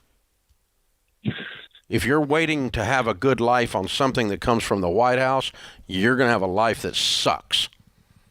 So you should just go ahead and fix your own life. George said it a different way. He said take agency over your own life. You take control. Plus, as you said, all three of us are saying, well, you, me, and George, you signed the paper, you owe the money, you ought to pay the bill. There's a moral component to this too, okay? And so roll up your sleeves, young man, get your car paid off, get your student loan paid off, and go get you some money and buy a house and prosper. We want you to do that. I want you to go through Financial Peace University, and we're going to teach you how to handle money, and I'm going to pay for it. I'm going to give it to you for free. Hold on. I like you. Austin's going to pick up, and we're going to help you do all of this. Good stuff. Speaking of Austin, there's another one on the phone. Fredericksburg, Virginia, Austin is calling. Hi, Austin. How are you? I'm doing fine. How are you doing, Mr. Ramsey? Better than I deserve. What's up? Hey, yeah, so I had a question. Active duty Navy. I'm doing the TSP right now, and a lot of people seem to think that they should get out of the CES and I funds and go to G fund to, I guess, secure their gains. A lot of people are stupid. That's what I say. They said, and I heard, it's the worst financial planning firm out there. Exactly. I had one lady tell me that I haven't been doing it as long as her, so I don't know what I'm talking about. Yeah. So I said, it's okay, you're 1 day older, 2 days dumber. Wow. That's a good one. I like that. That's one way to get slapped. Yeah. You need to be in there, and thank you for your service for the country. Yes, absolutely. So you know what to put it in. What are you going to put it? What are you going to put it in, Austin? Say again, sir? Which plans are you going to put it in? You know what to do, right? Yes, sir. What is it? C. Okay. CS&I. C, S, and I, exactly. 80-10, 80-10-10. 80% in the C, 10 in the S, and 10 in the I. And just smile at the sweet lady and drive on past her. She's driving 30. You'll be driving 100. Exactly. And thank you, man. And put it in the Roth version, too. You got Roth available to you now. Absolutely. Yep, that's where it's been since I've joined. Yeah, if you just do that and you fill that up and you serve 20 years and you get military retirement and you have $750,000 in your C plan, you're going to be a millionaire, man. You're going to be in great shape. Absolutely. Yep. I just re-enlisted for 6 years, so we're working on it. There you go, man. It's awesome. Again, thank you for your service. Now, there's a few funds in here. He's mentioned CSIG. Everyone might be going, what the heck is this? So the G is the Government Securities Investment Fund, which we don't recommend. Translation, no rates of return. Horrible rate of return. And then there's the Fixed Income Index Investment, which is the F fund. Next worst rate of return. Also sucks. And the rest are the CSI. Common Stock Index, that's the C, and that one is tied to the performance of the S&P 500, which is why we say put the majority of your money into that. It's performed the best of all the options over the years. And then the S is going to be your stocks from small to mid-sized companies, and the I is going to be your international. So there's a little bit in there diversified in your portfolio, just like we talk about with your mutual funds. Yeah, we talk about growth and income, aggressive growth and international, and this is pretty close to that mix. The reason I go a little heavier in the C on this is out of everything, it's outperformed all the funds substantially inside the TSP. And so substantially. But again, it's going to model about after the S&P 500, which is going to put you around 11-12% average rate of return and over time. Now, I mean, right now it's down. It's on sale, just like the rest of the stock market. So if you're worried about your retirement, by the way, I think I'm going to buy something when it's on sale. I think I'm going to wait till it goes up. Oh, boy. Don't do that. Timing the market, Dave? Said no one ever about shoes. You know, I'm going to miss the sale intentionally and wait till they go up. I go the Rachel Cruz method. If it's on sale, we're buying it. There we go. No. Oh, no. Oh, no. I just got in trouble. No. This is the Ramsey Show.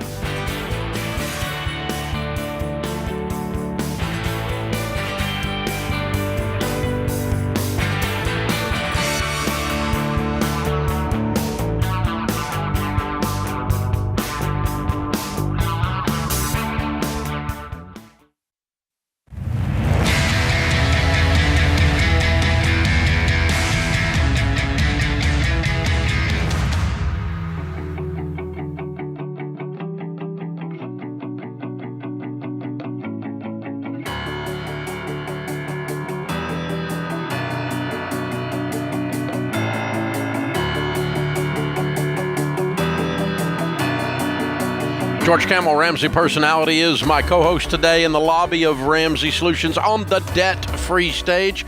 Brent and Chelsea are with us. Hey, guys, how are you? Hi, good. Good, thank you. How are you? Better than I deserve. Where are you guys from? We are from Jasper, Indiana. Ah, good to have you. How much debt have you paid off? So we have paid off $125,000. Very good. How long did that take? Took us about 8 years. Good. And your range of income during that time? So when we started, it was basically right when we were getting married, and both of us were bringing in $110,000 together. Okay. And nowadays? Nowadays, we're $83,500. Good. Very good. What do y'all do for a living? I am a group leader for a local manufacturer in Jasper Engines and Transmissions. Of course. World famous. Yes. And I'm a stay-at-home mother. Ah, okay. Very good. Very good. So $125,000 over 8 years. Is that your house? House and a van. Ah, look at that weird people! Yes. No house payments. Yes, it's been great. It has been great. Yes. What's this house worth? So the house, as far as when we purchased it, no, what's it worth right now? Worth right now, probably about $180,000. I love it. Yes. And you own it, by God. Yes. We sure do. I like it. It's exciting. Whoop, whoop, whoop, whoop, whoop, whoop. Well done. So, and then, before we got married, It was one of those, as far as how we got involved with this, was our pastor that we were doing marriage counseling classes with. He recommended we take Financial Peace University. Did you? Yep. Yes. We sure did. Followed his recommendation. That got the whole thing started. Yes. It was a rough journey at first, but we stayed on track. I paid off my student loans, and then we cash flowed the wedding. Yeah. And then finally we worked together once we got married to be able to start with our debt-free journey. Yeah. So Got the house done and everything. Yeah, we cash flowed 3 kids. You'll see them soon. Yep. The roof, we had a roof, we had air conditioning, we had another van, just everything. An open heart surgery. Whoa. I did. Whoa. Yes, Just yes. throw that in there. Yeah. Oh my God. No big deal, right? So, been very fortunate, but yeah. Yeah. So, I mean, the principles that you teach, it really taught us, early on in our relationship of being able to work through some of those struggles that we had going throughout our marriage here. So, yeah. Yeah. Powerful. Very powerful. Way to go, you two. Thank you. How's it feel to not have a payment in the world? It's been great. We paid off the house at the beginning of March, and timing was good. God is good. He knows when we're supposed to do this stuff, because as soon as we paid that off, we started having things go broke, basically. We had an issue with our van. That was a $1,400 bill. We had other issues in the house, and it just seemed things were piling on right there, and it was so nice not having that mortgage, because we were able to use that money then to go towards that, which was really helpful for us. How old are you two? I'm 35. 33. With a paid-for house. I'm seeing a trend here, Dave. I am These too. young people are getting a hold of this stuff going, we don't have to have a house payment until we retire. That's okay. Our What would whole- that do? Mortgage does not mean for my whole life. I'm not doing this. Yes. Wow. Exactly. Yeah. You guys are incredible. So over an 8-year journey, you had a lot of stuff going on. Yes. What kept you going that long? I have to say there was 3 people in my life, as our parents definitely, both sides, but one in particular, her name's Stacy. She always told me it's a marathon. It's not a sprint. Keep going. You can't pay it off tomorrow. Just be patient. Last 6 to 8 months was a really close friend of mine, Amanda. She just paid her house off at the fall last year, so she just kept me going and said, "Don't give up." Awesome. So you had the right kind of people around you. Yes, an appliance technician. I know he's a Dave Ramsey fan too, and he really pushed and coached me and stuff too. So it was just people were coming and just helping us. So friends of the family, and then just some that just so happened to come into our life. An appliance repair guy just coming into the house, and just cool is conversation that? takes Yes. off. Yes. So really neat. yeah. Yeah.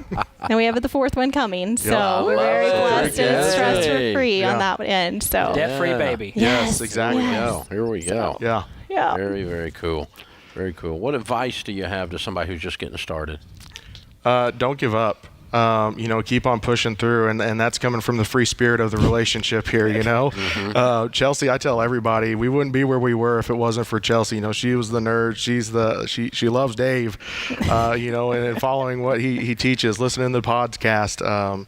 She tells me she'll be cleaning the house, listening to the podcast, and just breaking down crying because of the debt-free scream story she's hearing.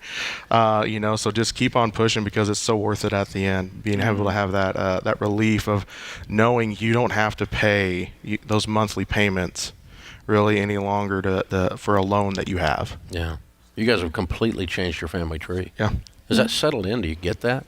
Yeah. You're gonna be so stinking rich. It's fun. And that's one reason why I wanted to, because I knew I wanted a bigger family. We wanted a bigger family, and just having that was just nice, and it's peace for me. Yeah. Definitely staying at home. Yeah. I can have a little bit more comfort with him. Yeah, only one income. So you two are heroes. I'm so proud of you. Oh, Thank you very much. you. Very, very, very well done. Thank you. Well, we got a copy of Baby Steps Millionaires for you. That's the next chapter in your story. And for sure, you're going to be one of those. And a copy of Total Money Makeover for you, too. And the Financial Peace University. You said you've been through that. Maybe you can give it away. Here's a 1-year subscription to that, and we'll get that activated for you, and you can either give it away or you can do it. Let's get the kiddos in the shot, the three that are here, and we got one on the way. Yes. And what are their names and ages? So we have got Harper over here, She is 5. We've got Millie right here. She is 3. And then we have Ruby. She is 1. Oh, beautiful. So baby number 4 is due September 1st. Beautiful. Do we know what it is? No. We don't find out. Oh, okay. Yeah. Good. That's fun. We're weird. We don't. I like we haven't that. found out gender on any I've of got them. one daughter that does that, and I got the other one that won't tell you the name. So we always have some kind of a surprise every time we get one. So way to go, you guys. Beautiful, beautiful, beautiful. Well done. All right, Brent and Chelsea, Harper, Millie, and Ruby. Jasper, Indiana, $125,000 paid off in 8 years, making 110 to 83. Well, she's home with the babies. Count it down. Let's hear a debt-free scream. 3, 2, 1. We're debt-free.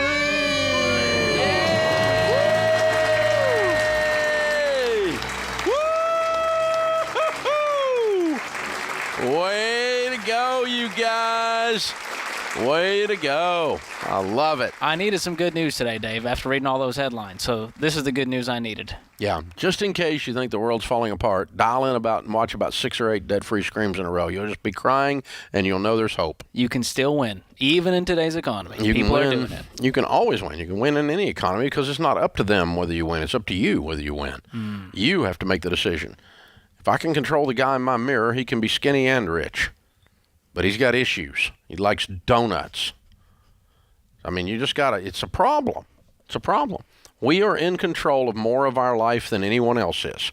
The outside variables do not have as much control over you as your panic-ridden, adrenaline-fed brain from watching too much cable news has got you freaked out, and you think that everything's going to cave in on you. It's not. It's not. It has as much power as you give it. You are in control. Not 100%, but almost. You're in control. You can move. You can work in a different job. You're in control. You can sell the car. You can not buy that car. You're in control. You are in control. You're not forced. This is a free country. You don't have to choose stupid. You can choose wisdom. It's an option. And these people, like Brent and Chelsea, do it all the time. It's inspiring. And they mentioned you got to surround yourself with positivity. They were watching Debt-Free Screams. They had people who told them they could do it.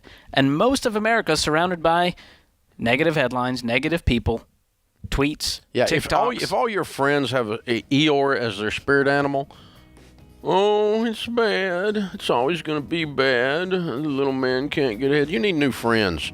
Go find you a Tigger. Your friends are losers. You need new friends. Somebody has a smile. Somebody believes you can do it. Somebody tells you got a shot. Somebody tells you to go for it. Write that song. Write that book. Paint that painting. Open that small business. Come on, guys. Throw your shoulders back. Act like you care. Act like you got something. Because you do. This is the Ramsey Show.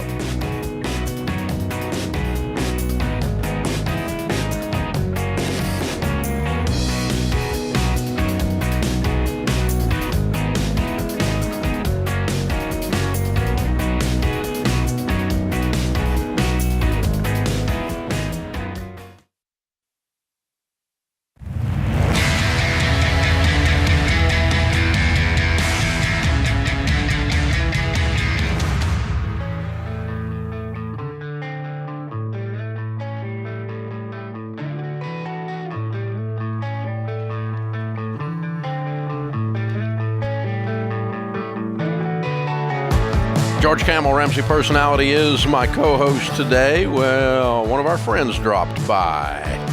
Last time she was here, she was promoting her latest book at the time and has a book coming out later in the fall, but was in town, offered to come by and say hello. And anytime we get that opportunity, we take it. Ambassador or governor or just Nikki Haley is with us.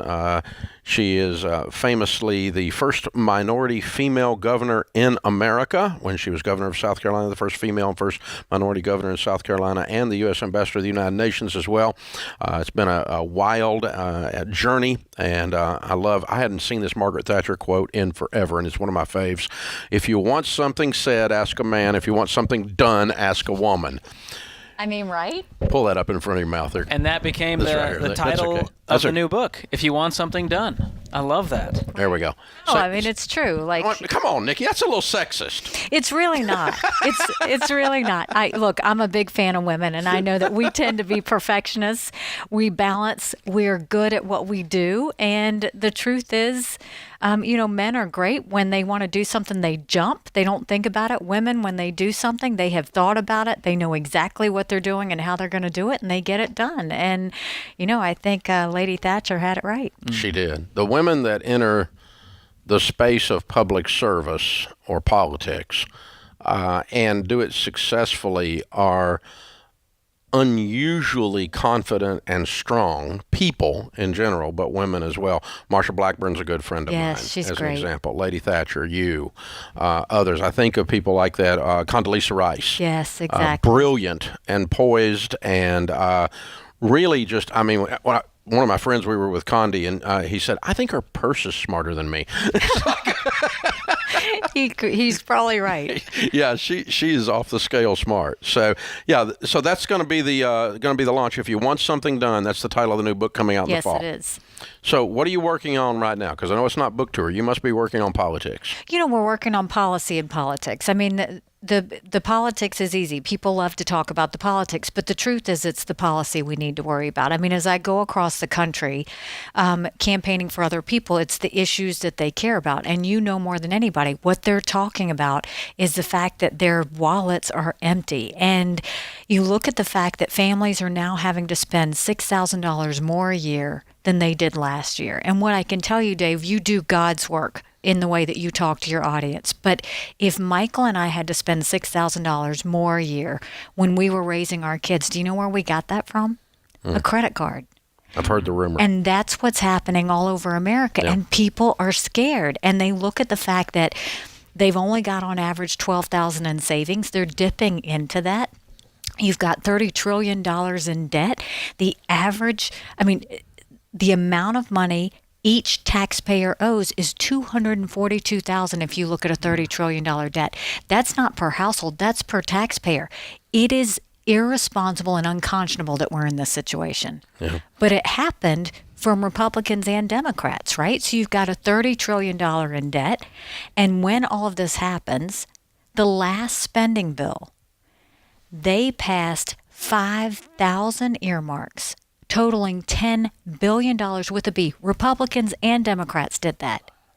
These were things like $12 million for a baseball field in New York, $15 million to try and get the World Cup to New Jersey, $6.5 million for golf courses in Colorado. At a time where families are struggling, that's just immoral. And that's the part we have to wake America up on, which is when real families are struggling at the gas station, but they have to go to work, and at the grocery store, and they have to feed their families.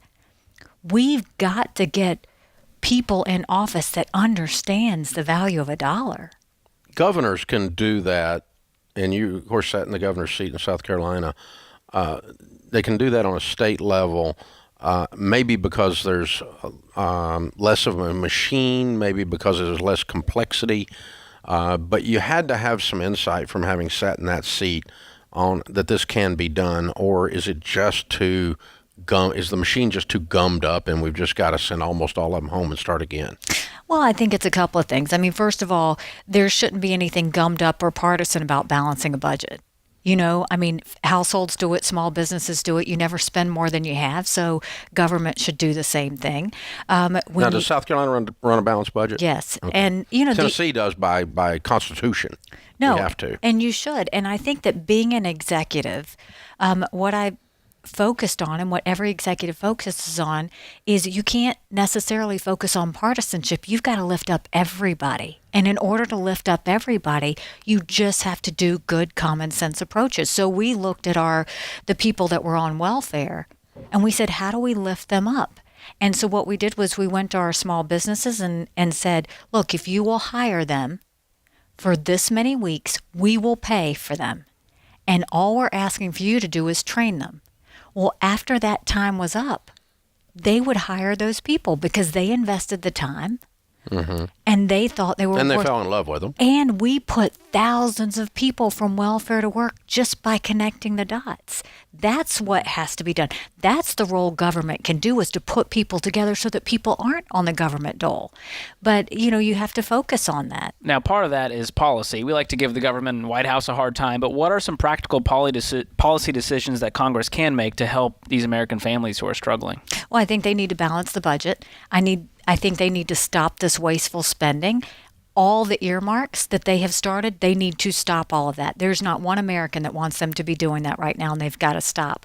And I think they've got to roll back these regulations that they're putting on businesses.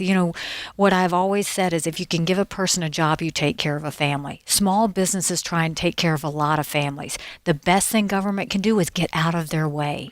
When businesses have cash flow, they don't run out and go on vacation. They hire people.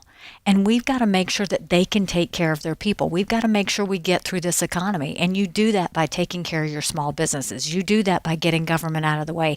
And you do that by lifting people up. And we have an opportunity to get through this nightmare.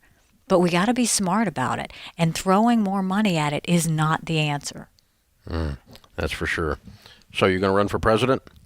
I don't have to make a decision until January. I have said I have never lost a race. I'm not going to start now. If there's a place for me, I'll put 1,000% into it and I'll finish it. If there's not a place for me, I love this country and I'll fight for her until my last breath. Well, I didn't expect you to announce it here, but I just thought I'd ask. That would have been awesome, though. Although I'm such a fan of yours, that would be kind of fun. Dave, that would probably not be your wisest political move. I'm just saying, but yeah, that's fun. Well, we appreciate that very, very much. Thank you so much for coming by. All right, if you want something done, is the new book coming out in the fall? So what's in the book? You can pre-order it today. Go to NikkiHaley.com. But basically the book is, the publisher asked me if I would write this because there were books about many leaders, but there wasn't a book about female leaders. And so what we focused on is female leaders from all walks of life, all domestic and international. And it talks about their struggle, their story, and their courage. And I go and I also, with every profile, I talk about a story of mine that relates to that. And I think what I try and tell people, men and women, is we all have war stories. And war stories are those times where you were most uncomfortable, those times that pushed you in a way that you didn't think you'd make it, and those times that you overcame. And what happens is you learn an amazing lesson when you do that. And so I always tell people, push through the fear, get those war stories, because when you have war stories, that's when you're living life. If you don't have war stories, you never know what could have been. These women that are profiled in this book, they all had amazing war stories. They were normal people that became extraordinary So Maggie leaders. Thatcher's in there?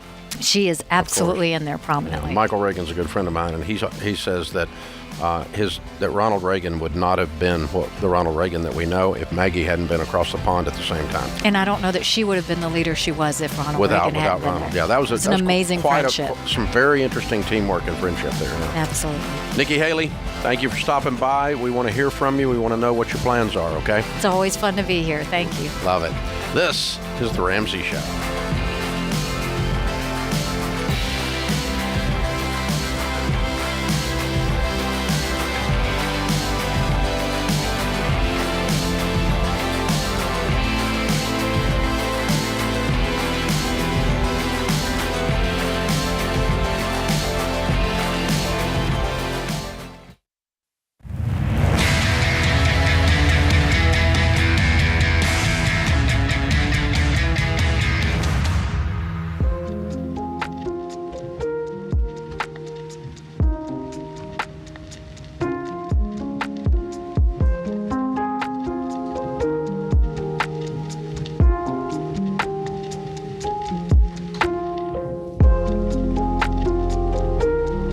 Our scripture of the day, Proverbs 26:20. Without wood, a fire goes out, and without gossip, a quarrel dies down.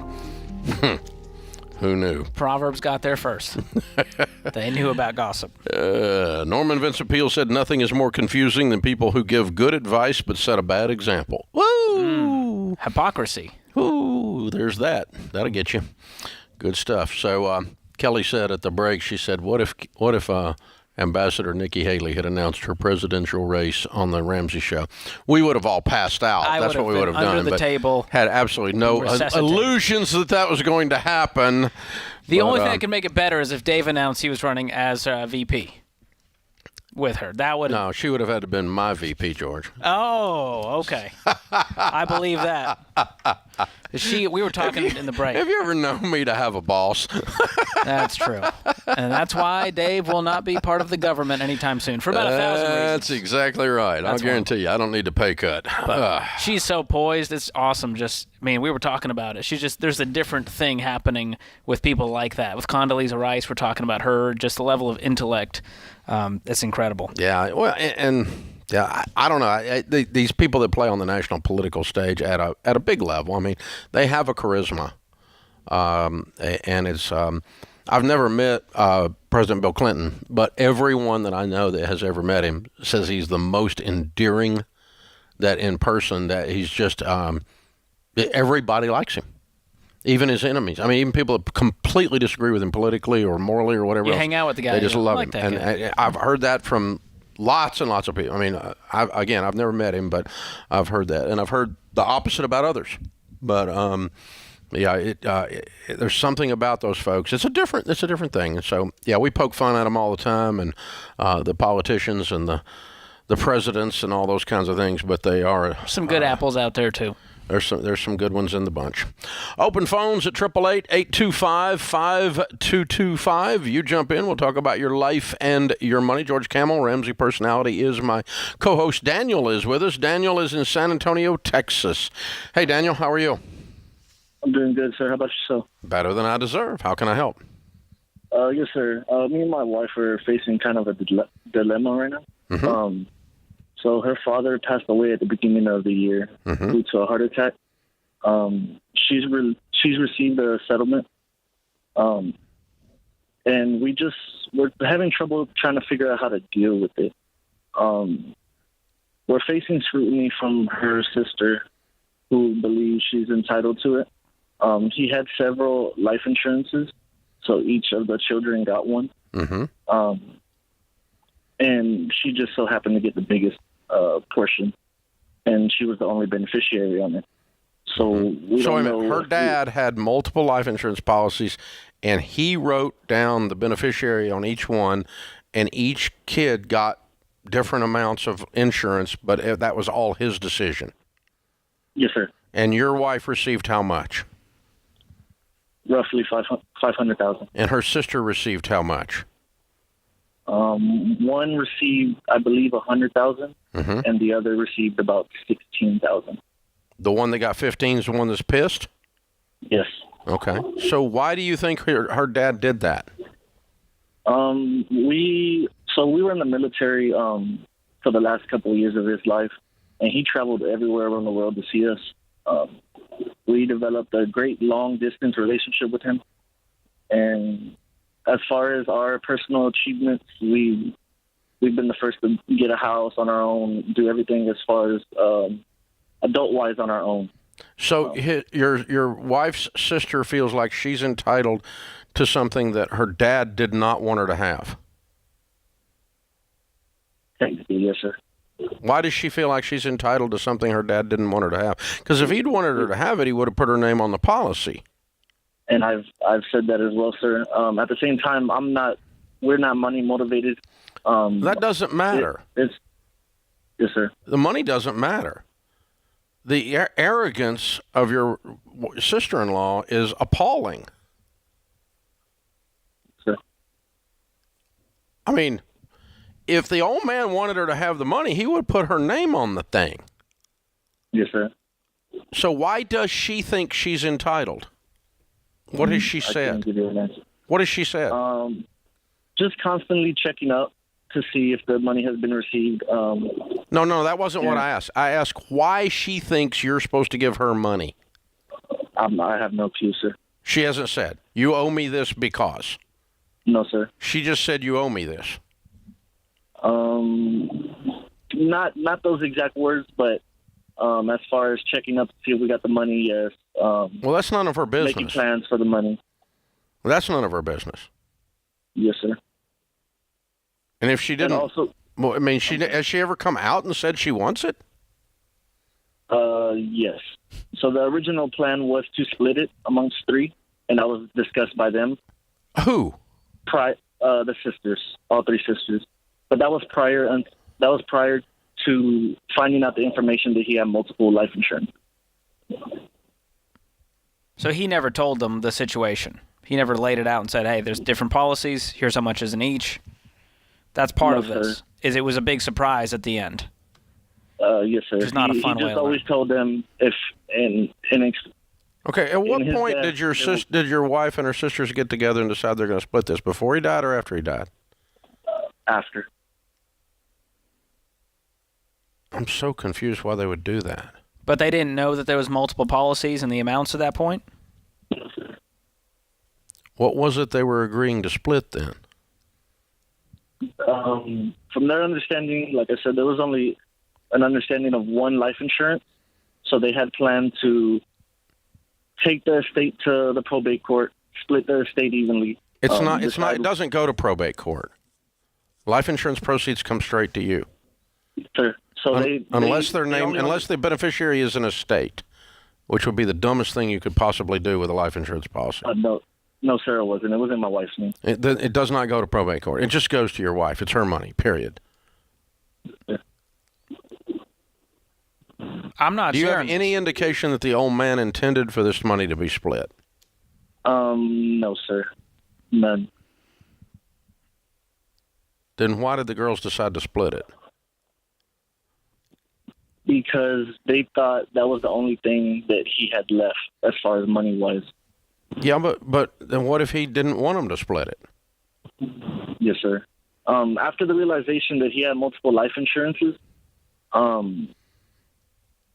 they ceased the communication about the life insurance. Oh.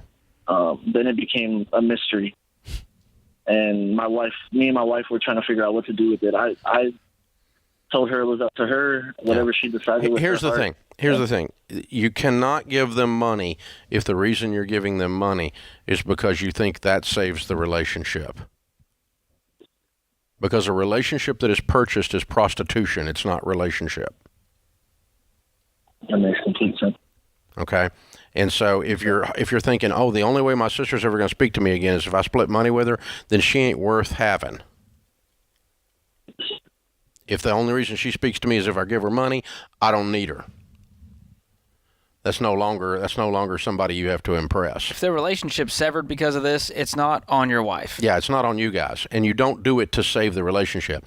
And you don't do it but to prove that you're not money motivated. Only way you would split all this up is if you felt like it was morally the right thing to do and you felt like the old man meant to do that and he just never got around to doing the paperwork right. Yes, sir. And you wanted to honor his wishes, but it sounds to me like his wishes have been verified. They're called a beneficiary on a life insurance policy. Sister-in-law can take it up with dad in the next life, yeah. But this is not. She doesn't need to be going after your wife for this. I Sorry, want to hunt him down in heaven. Get over it. Yeah, no, I wouldn't give her the money. I wouldn't. I don't think there's any reason here for you to do that. It has nothing to do with you being greedy, because you're not. That's not the point. You people, when you're doing your estate plans, tell all the people what's happening before you die. Don't leave your kids in this situation. If they won't be pissed at you, you need to do it while you're alive. Have some guts. That puts this hour of the Ramsey Show in the books. We'll be back with you before you know it. In the meantime, remember, there's ultimately only one way to financial peace, and that's to walk daily with the Prince of Peace, Christ Jesus. Do you love a good Dave Rant? Want to see the latest Ramsey Show videos going viral? Check out your favorite moments from The Ramsey Show on YouTube. Go watch and subscribe to The Ramsey Show channel on YouTube.